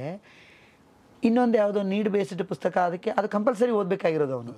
ಹಾಗಾಗಿ ಅವನು ತಗೊಂಡು ಓದ್ತಾನೆ. ಸೊ ನಾವು ಎಲ್ಲರಿಂದ ಯಾಕೆ ಎಲ್ಲರೂ ಪುಸ್ತಕ ಕೊಂಡು ತಕ್ಷಣ ನಾನು ಬರೆದ್ಬಿಟ್ಟಿದ್ದೀನಿ, ನಾನು ಪಬ್ಲಿಷ್ ಮಾಡಿಬಿಟ್ಟಿದ್ದೀನಿ, ಅವ್ರು ಓದ್ಬಿಡ್ಬೇಕು, 2 ತಿಂಗಳಲ್ಲಿ ರೀಪ್ರಿಂಟ್ ಆಗಬೇಕು, ಯಾಕೆ ಎಕ್ಸ್ಪೆಕ್ಟ್ ಮಾಡಬೇಕು? ನಾನಂತೂ ಒಂದು ಎಕ್ಸ್ಪೆಕ್ಟ್ ಮಾಡೋದಿಲ್ಲ. ದ ರೀಸನ್ ಬೀಯಿಂಗ್ ಅವ್ರಿಗೆ ಅವ್ರದ್ದೇ ಆದ ಬದುಕಿದೆ, ಅವ್ರದ್ದೇ ಆದ ಸಮಸ್ಯೆಗಳಿದೆ. ನಾನು ಬರೆಯುವಾಗಾದರೂ ಅಷ್ಟೇ, ಈಗ 1.5 ವರ್ಷದಿಂದ ನಾನು ಏನನ್ನೂ ಬರೆದಿಲ್ಲ. ನನಗೆ ಯಾರೋ ಒಬ್ಬರ ಸಜೆಷನ್ ಕೊಟ್ಟರು, ನಮ್ಮ ಜಹಾಂಗೀರ್, ನಮ್ಮ ಒಳ್ಳೆಯ ಗೆಳೆಯ ಮತ್ತು ನಟ. 1 ವರ್ಷ ಏನು ಬರಿಬೇಡಿ ಸರ್, ಸುಮ್ಮನಿರಿ ಅಂದರು. ಈಗ ಸದ್ಯ ಈ ಕಾನೂನಾತ್ಮಕ ಕೊಲೆ ಬರೆದಿದ್ದೀರಲ್ಲ, ಸುಮ್ಮನೆ ಇದ್ಬಿಡಿ, ಬೇರೆ ಯಾವ ಬುಕ್ಕು ಬರಬಾರ್ದು ನಿಮ್ಮದು ಅಂತ. ಪ್ರೇಮಪತ್ರದ ಆಫೀಸು ಅದು ನಾವು 3 ವರ್ಷದ ಹಿಂದೆ ಬರೆದ ಕಥೆಗಳು ಪಬ್ಲಿಷ್ ಆಯ್ತು ಅಷ್ಟೇ. ಬಟ್ ನಾನು ಬರೆದಿಲ್ಲ, ವೆಯ್ಟ್ ಮಾಡಿ ಎಲ್ಲೋ ಬೇಕು ಅನ್ನಿಸ್ತು ಸೈಲೆನ್ಸ್. ನಿಮಗೆ ಒಬ್ಬ ರೈಟರ್ವಾಗಿ ಬಹುಶಃ ಒಂದಷ್ಟು ದಿನಗಳ ನಂತರ ಹಾಗೆ ಅನಿಸುತ್ತೆ. ನೀವು ಆಗಲೇ ಕೇಳಿದ್ರಲ್ಲ, ಸಡನ್ನಾಗಿ ಪುಸ್ತಕ ಬರುತ್ತೆ, ಯಾಕೆ ಏನು ಬಿಗಿನಿಂಗಲ್ಲ ಒಂದು ಅತ್ಯುತ್ಸಾಹ ಇರುತ್ತೆ, ಆ ರೆಸ್ಪಾನ್ಸ್ ಏನೋ ಒಂದು ಬಂದಿರುತ್ತೆ, ಹಂಗಿರುತ್ತೆ. ಆಮೇಲೆ ಖಾಲಿ ಆದ್ವಿ ಅಂತ ಅಲ್ಲ, ಬರೆದ್ರೆ ಏನನ್ನೋ ಒಂದನ್ನು ಬರೆದ್ಬಿಡ್ಬೋದು. ಬಟ್ ಬೇಡ, ಕಾಯೋಣ ಅಥವಾ ಇನ್ನೇನು. ನಾನೀಗ ಹೇಳ್ತಾ ಇರೋ ನಾವೆಲ್ಲೋ 6 ವರ್ಷದಿಂದ ಕಾಯ್ತಾ ಇದ್ದೀನಿ. ಕಾಯ್ತಾ ಇದ್ದೀನಿ ಅನ್ನೋಕ್ಕಿಂತ ಕಾಯ್ಕಿಣಿ ಸರ್ ಹೇಳುವಾಗ ಸಾಕ್ತಾ ಇದ್ದೀನಿ. ಅದನ್ನು ಈಗ ಬರೀಲಿಕ್ಕೆ ಕೂರ್ತಾ ಇದ್ದೀನಿ. ಏನೋ ಒಂದಿಷ್ಟು ನೋಟ್ಸ್ ಮಾಡುವಂಥದ್ದಿತ್ತು. ಬಟ್ ಅದೀಗ ಈ ಪುಸ್ತಕ ಬಂದು ಈಗ ಯಾವುದೋ ಹಳೇದು ಬಂದಿತ್ತು, ಹೋದ ವರ್ಷ ಈಗ ಸಡನ್ನಾಗಿ ಬಂತು ಅಂದ ತಕ್ಷಣ ಬ್ಯಾಕ್ ಟು ಬ್ಯಾಕ್ ಬಂತು ಅಂತ ಅಲ್ಲ ಪುಸ್ತಕ. ಆ ಪ್ರಾಸೆಸ್ ನಡೀತಾ ಇರುತ್ತೆ ರೈಟರಲ್ಲಿ. ಮತ್ತು writer cannot be A writer 24/7. ಹೌದು. ನನಗೆ ಯಾರಾದರೂ ಕೆಲಸರು ಕೇಳ್ತಾರೆ, ಮತ್ತೇನು ಬರೆದ್ರಿ ಅಂತ. ಇಲ್ಲ ಬದುಕ್ತಾ ಇದ್ದೀನಿ ಅಂತೀನಿ. ನಾವು ಬದುಕ್ತಾ ಇರಬೇಕು. ಬದುಕಿನ ಮಧ್ಯದಲ್ಲಿ ಬರಹ ಬರುತ್ತೆ. ಬರೆಯೋದನ್ನೇ ಬದುಕು ಮಾಡಿಕೊಂಡ್ರೆ ಮತ್ತೆ ನಾವು ರಿಪೋರ್ಟರ್ ಆಗ್ಬಿಡ್ತೀವಿ. ಹಾಗಲ್ಲ ಅದು. ನಾವು ಆನೆಸ್ಟಾಗಿ ಬದುಕ್ತಾ ಇದ್ದಾಗ ಆ ಪ್ರಯತ್ನದಲ್ಲಿರಬೇಕು. ಆಗಲೇ ಹೇಳಿದೆ ಬದುಕೆ ಟೊಳ್ಳಾಗ್ಬಿಟ್ಟಿದೆ ಅಂತ. ಆ ಟೊಳ್ಳಿನ ಮಧ್ಯೆ ಒಂದು ಸ್ವಲ್ಪ ಏನಾದರೂ ಒಂದಷ್ಟು ಸಾಲಿಡ್ ಆಗಿರೋದನ್ನು ಹುಡುಕುವ ಪ್ರಯತ್ನ ಮಾಡುವಾಗ ಬದುಕಬೇಕು, ಅಬ್ಸರ್ವ್ ಮಾಡಬೇಕು, ಆವಾಗ ಸಿಗುತ್ತೆ ಅನ್ನುವಂಥದ್ದು ನನ್ನ ಅಭಿಪ್ರಾಯ. ಕಡೆಯದಾಗಿ ಇದೆಲ್ಲದರ ಜೊತೆಗೆ ನೀವು ಪಬ್ಲಿಕೇಶನಿಗೂ ಕೈ ಹಾಕಿದರೆ, ನೀವು ಮತ್ತು ನಿಮ್ಮ ಮನೆಯವರೇ ನೋಡ್ಕೊಳ್ಳೋದು ಪಬ್ಲಿಕೇಶನ್ ಅಂತ ಅನ್ಸುತ್ತೆ. ಹೌದು. ಸೊ ಅದು ಹೇಗೆ ನಡೀತಾ ಇದೆ? ಯಾಕೆ ಪಬ್ಲಿಕೇಶನ್ ಮಾಡಬೇಕು ಅಂತ ಅನ್ನಿಸ್ತು? ಪಬ್ಲಿಕೇಶನ್ ಅಂದರೆ ಒಂದೇನು ಅಂದರೆ ಎಲ್ಲ ನನ್ನ ಬಹುರೂಪಿಯಿಂದ ಪಬ್ಲಿಷ್ ಆಗಿದೆ, ಸವನ್ನದಿಂದ ಆಗಿದೆ. ಮತ್ತು ನನ್ನ ಮೊದಲ ಪುಸ್ತಕ ಅರವಿಂದ್ ಇಂಡಿಯಾ ಅಂತೇಳಿ ಗೆಳೆಯ ಸಚಿನ್ ಕುಡುತುರ್ಕರ್ ಅವರು ಪಬ್ಲಿಷ್ ಮಾಡಿದ್ದು. ಪಬ್ಲಿಷರು ಈಗ ಏನಾಗುತ್ತೆ ಅಂದರೆ ಒಂದು ಹಂತದಲ್ಲಿ ನಾನು ಒಂದು ಸ್ವಲ್ಪ ಈ ಸ್ವತಂತ್ರ ಇಷ್ಟ, ತುಂಬ ಸ್ವತಂತ್ರವಾಗಿರಬೇಕು ಅನ್ನುವ ಕಾರಣಕ್ಕೆ ಇದೊಂದು ಕೆಲವರು ಹೇಳ್ಬೋದು, ನಾನು ಹೇಳದೇ ಇರ್ಬೋದು. ಏನು ಅಂದರೆ ರೈಟರ್ಗಳು ಒಂಥರ ಪಬ್ಲಿಷರ್ಗಳನ್ನು ಅನುಮಾನದಿಂದನೇ ನೋಡ್ತಾರೆ. ಅಂದರೆ ಇವ್ರೇನು ಯೋಚನೆ ಮಾಡ್ತಿರ್ತಾರೆ ಅಂದರೆ, ನಾನು ಬರೆದ್ಬಿಟ್ಟಿದ್ದೀನಿ, ಕೊಟ್ಬಿಟ್ಟಿದ್ದೀನಿ, ಬುಕ್ಕೆಲ್ಲ ಫಂಕ್ಷನ್ ಆಯಿತು, ಈಗ ಅದು ಖಾಲಿ ಆಗ್ಬಿಡ್ಬೇಕು, ಯಾಕೆ ಆಗಿಲ್ಲ ಇನ್ನೂ ಅನ್ನುವಂಥದ್ದು ಸಹಜ ಕುತೂಹಲ ಲೇಖಕನದ್ದು. ಪಬ್ಲಿಷರಿಗೆ ಅದರ ಕಷ್ಟಗಳು ಬೇರೆ ಥರ ಗೊತ್ತು. ಪಾಪ ಅವರಿಗೆ 100 ಬುಕ್ಗಳು, ಅದ್ರ ಮಧ್ಯದಲ್ಲಿ ಅವರು ಒಂದನ್ನೇ ಪುಷ್ ಮಾಡೋಕ್ಕಾಗೋದಿಲ್ಲ, ಅಥವಾ ಒಂದನ್ನೇ ಪುಷ್ ಮಾಡೋಕ್ಕಾಗೋದಿಲ್ಲ, ಅವ್ರದ್ದೇನೋ ಅವ್ರ ರೀತಿಯಲ್ಲಿ ನಡ್ಕೊಂಡು ಹೋಗ್ತಾ ಇರುತ್ತೆ. ಇಂಥ ಸಂದರ್ಭದಲ್ಲಿ ನಿಜವಾಗ್ಲೂ ಹೋಗಿದೆಯೋ ಇಲ್ವೋ, ಅಥವಾ ಅದೇನಾಗಿದೆಯೋ ಇದೆಯೋ, ನಮಗೇನು ಅನಿಸುತ್ತೆ, ಇವ್ರು ನೀಟಾಗಿ ಪುಷ್ ಮಾಡ್ತಾ ಇಲ್ವೇನೋ ನನ್ನ ಪುಸ್ತಕನ. ಪಾಪ ಅವ್ರು ನಿಜವಾಗ್ಲೂ ಮಾಡಿದ್ದಾರೆ. ಅದಲ್ಲದೆ ಹೋದರೆ ಎಲ್ಲ 2 ಪ್ರಿಂಟಿಗೆ ಹೋಗಿದ್ದು, ಈಗ ನಾವು ಬಂದಮೇಲೆ 3ನೇ ಪ್ರಿಂಟಿಗೆ ಎಲ್ಲ 2ನೇ ಪುಸ್ತಕಗಳು ಹೋಗಿರುವಂಥದ್ದು. ಸೊ ಅವ್ರು ಅಷ್ಟು ಮಾಡಿದ್ದಾರೆ. ಅದ್ರ ಜೊತೆಗೆ ನಮಗೇನು ನಾವು ಒಂದೊಮ್ಮೆ ಯೋಚನೆ ಮಾಡಿದಾಗ ಈ ಸ್ವತಂತ್ರ ಬೇಕು ಅಂತ. ಜೊತೆಗೆ ಇನ್ನೂ ಒಂದೇನು ಅಂದರೆ, ಕೆಲವೊಮ್ಮೆ ಈ ಬೇರೆ ಫಾರ್ಮ್ಗೆ ಅಳವಡಿಸಿಕೊಳ್ಳುವಂಥ ಸಂದರ್ಭದಲ್ಲಿ ಒಂದು ಪುಸ್ತಕ ಈಗ ಬರೀ ಪುಸ್ತಕ ಉಳಿಯೋದಿಲ್ಲ, ಒಂದು ಕತೆ, ಸಿನಿಮಾನೋ ಅಥವಾ ಇನ್ನೊಂದು, ಇವೆಲ್ಲಕ್ಕೆ ಆಗುವಾಗ ಸಂದರ್ಭದಲ್ಲಿ ನನಗೇನೋ ನನ್ನ ಹತ್ರ ಸ್ವತಂತ್ರವಾಗಿ ಇರಲಿ ಎಲ್ಲವೂ. I can take any decision, whether I give it for free or not, it is my call. ಅದು ಅನ್ನುವಂಥದ್ದು. ಈ ಎಲ್ಲ ಕಾರಣಕ್ಕೆ wife she said I will take care of this ಅಂತೇಳಿ, ನೋಡ್ಕೊಳ್ಳೋಣ ಹೆಲ್ಪ್ ಅಂತ ಅಂದರು. ಸೊ ಶುರು ಮಾಡಿದ್ವಿ. ಮತ್ತು ಅದೇ ಪಬ್ಲಿಷರ್ನ ಬ್ಲೇಮ್ ಮಾಡೋದು ತಪ್ಪುತ್ತೆ ಅಂತ ಈಗ ನಮಗೆ ಗೊತ್ತಾಗ್ತಾ ಇದೆ, ಎಲ್ಲ ಕಷ್ಟ ಯಾವುದರ ಇದು ವೇಗ ಏನಿದೆ ಅಂತ, ಯಾವ್ದು ಹೆಂಗೆ ಹೋಗುತ್ತೆ, ಒಳ್ಳೇದಾದ್ರೂ ಗೊತ್ತಿರುತ್ತೆ, ಕೆಟ್ಟದಾದ್ರೆ ಎರಡೂ. ನಾವು ಬ್ಲೇಮ್ ಮಾಡ್ತಿದ್ರೆ ಅದು ತಪ್ಪು ಅಂತ ಗೊತ್ತಾಗಿದೆ, ಅಥವಾ ಬ್ಲೇಮ್ ಮಾಡ್ತಿದ್ರೆ ಸರಿ ಇತ್ತ ಯಾರ ವಿಷಯದಲ್ಲಿ ಅಥವಾ ಯಾವ ವಿಷಯದಲ್ಲಿ ಅದು ಅರ್ಥ ಆಗಿದೆ. ಸೊ ಹಾಗಾಗಿ ಏನೇ ಇದ್ದರೂ ನಮ್ಮ ನೋವು ನಾವೇ ಅನುಭವಿಸೋಣ, ನಮ್ಮ ಖುಷಿನೂ ನಾವೇ ಅನುಭವಿಸೋಣ ಅನ್ನೋ ಕಾರಣಕ್ಕೆ ಹಾಗೆ ಶುರು ಮಾಡಿದ್ದು. ಅದಲ್ಲದೆ ಏನೋ ದೊಡ್ಡ ಕಮರ್ಷಿಯಲ್ ಪಬ್ಲಿಷರ್ ಆಗಬೇಕು ಈ ಥರದ ಯಾವ ಉದ್ದೇಶನೂ ಇಲ್ಲ. ನಮ್ಮ ಪುಸ್ತಕಗಳಿಗೆ ನಾವು ಪಬ್ಲಿಷರ್ ಮಾಡಬೇಕು. ಸರ್ ತುಂಬ ಖುಷಿ ಆಯಿತು ಇಲ್ಲಿವರೆಗೆ ಬಂದು ನಿಮ್ಮ ಸಾಹಿತ್ಯದ ಜರ್ನಿ ಜೊತೆಗೆ ಪುಸ್ತಕಗಳ ಬಗ್ಗೆ ತಿಳಿಸ್ಕೊಡೋದು. ಅಷ್ಟೇ ಅಲ್ಲದೆ ಸಾಹಿತ್ಯದ ಲೋಕದ ಸುತ್ತಮುತ್ತ ತುಂಬ ಒಳ್ಳೆಯ ವಿಷಯಗಳನ್ನು ನಮ್ಮ ಜೊತೆ ಹಂಚ್ಕೊಂಡಿದ್ದೀರಾ. ಹರಟೆ ಹರಿವಿಗೆ ಬಂದು ಇಷ್ಟೊತ್ತು ಮಾತಾಡಿದ್ದಕ್ಕೆ ನಿಮಗೆ ಧನ್ಯವಾದಗಳು. ನಿಮಗೂ ಅಷ್ಟೇ ಹರಿವು, ನಿಮ್ಮ ಸಂಪೂರ್ಣ ಟೀಮ್ಗೆ ಮತ್ತು ನಿಮಗೆ ನಾನು ಕೃತಜ್ಞತೆಗಳನ್ನು ಸಲ್ಲಿಸ್ತೀನಿ. ಅಂದರೆ ತುಂಬ ಓಪನ್ ಆಗಿ ಕೆಲವು ವಿಷಯಗಳನ್ನು ಈ ಒಂದು ಚರ್ಚೆಯಲ್ಲಿ ನಾವು ಮಾತಾಡಿದ್ದೀವಿ, ಅಥವಾ ನನಗನ್ಸಿದ್ದನ್ನು ನಾನು ನೇರವಾಗಿ ಹೇಳುವ ಪ್ರಯತ್ನವನ್ನು ಮಾಡಿದ್ದೀನಿ. ಈ ಅವಕಾಶ ಕೊಟ್ಟಿದ್ದಕ್ಕೆ ನಿಮಗೆ ಧನ್ಯವಾದಗಳು. ಅಂದರೆ ಇದೆಲ್ಲ ಏನಾಗುತ್ತೆ ಅಂದರೆ ಇವೇ ಮಾಡ್ಯೂಲ್ಗಳನ್ನ ನಾವು ಬಳಸ್ಕೊಳ್ಬೇಕಾಗಿರುವಂಥದ್ದು ಅನ್ನುವಂಥದ್ದು. ಸೊ ಹಾಗಾಗಿ ಈ ಪ್ರಯತ್ನ ನಿಮ್ಮದು ನಿರಂತರವಾಗಿರಲಿ, ನಿಮಗೂ ಕೂಡ ಇದರಲ್ಲಿ ಯಶಸ್ಸು ಸಿಗಲಿ. ಇವೆಲ್ಲ ಟುಗೆದರ್ ಆಗಿ ಎಲ್ಲ ಒಂದೇ ಕಡೆಗೆ ಸಾಕ್ತಾ ಇರುತ್ತೆ. ಟೋಟಲ್ ಆಗಿ ಬುಕ್ಸ್ ಅನ್ನುವಂಥದ್ದು ನಮ್ಮೆಲ್ಲರ ಸೆಂಟ್ರಲ್ಲಿರುವ ಪುಸ್ತಕಗಳು, ಅವುಗಳನ್ನು ರೀಡರ್ಸ್ಗೆ ತಲುಪಿಸುವಂಥದ್ದು. ಒಬ್ಬೊಬ್ಬರು ಒಂದೊಂದು ರೀತಿಯ ಬೇರೆ ಬೇರೆ ಕಾರ್ಯಗಳನ್ನು ಮಾಡ್ತಾ ಇದ್ದಾರೆ, ಬೇರೆ ಬೇರೆ ಅಡ್ವೆಂಚರ್ಗಳನ್ನು ಮಾಡ್ತಾ ಇದ್ದಾರೆ. ಸೊ ಅಂಥ ಅಡ್ವೆಂಚರ್ಗಳಲ್ಲಿ ಅಥವಾ ಅಂಥ ಮಾರ್ಗಗಳಲ್ಲಿ ನಿಮ್ಮದು ಕೂಡ ಒಂದಾಗಿದೆ. ಸೊ ನಿಮಗೂ ಆಲ್ ದ ಬೆಸ್ಟ್. ನಿಮ್ಮ ಪಬ್ಲಿಕೇಶನ್ಗೂ ಒಳ್ಳೆಯದಾಗಲಿ. ಮತ್ತು ಈ ಥರದ ಎಲ್ಲ ಕಾರ್ಯಕ್ರಮಗಳು, ಪುಸ್ತಕದ್ದು ನೀವೇನು ಮಾಡ್ತೀರೋ ಆ ಎಲ್ಲ ಕಾರ್ಯಕ್ರಮಗಳಿಗೂ ಶುಭವಾಗಲಿ. ಧನ್ಯವಾದಗಳು. Thank you sir. Thank you.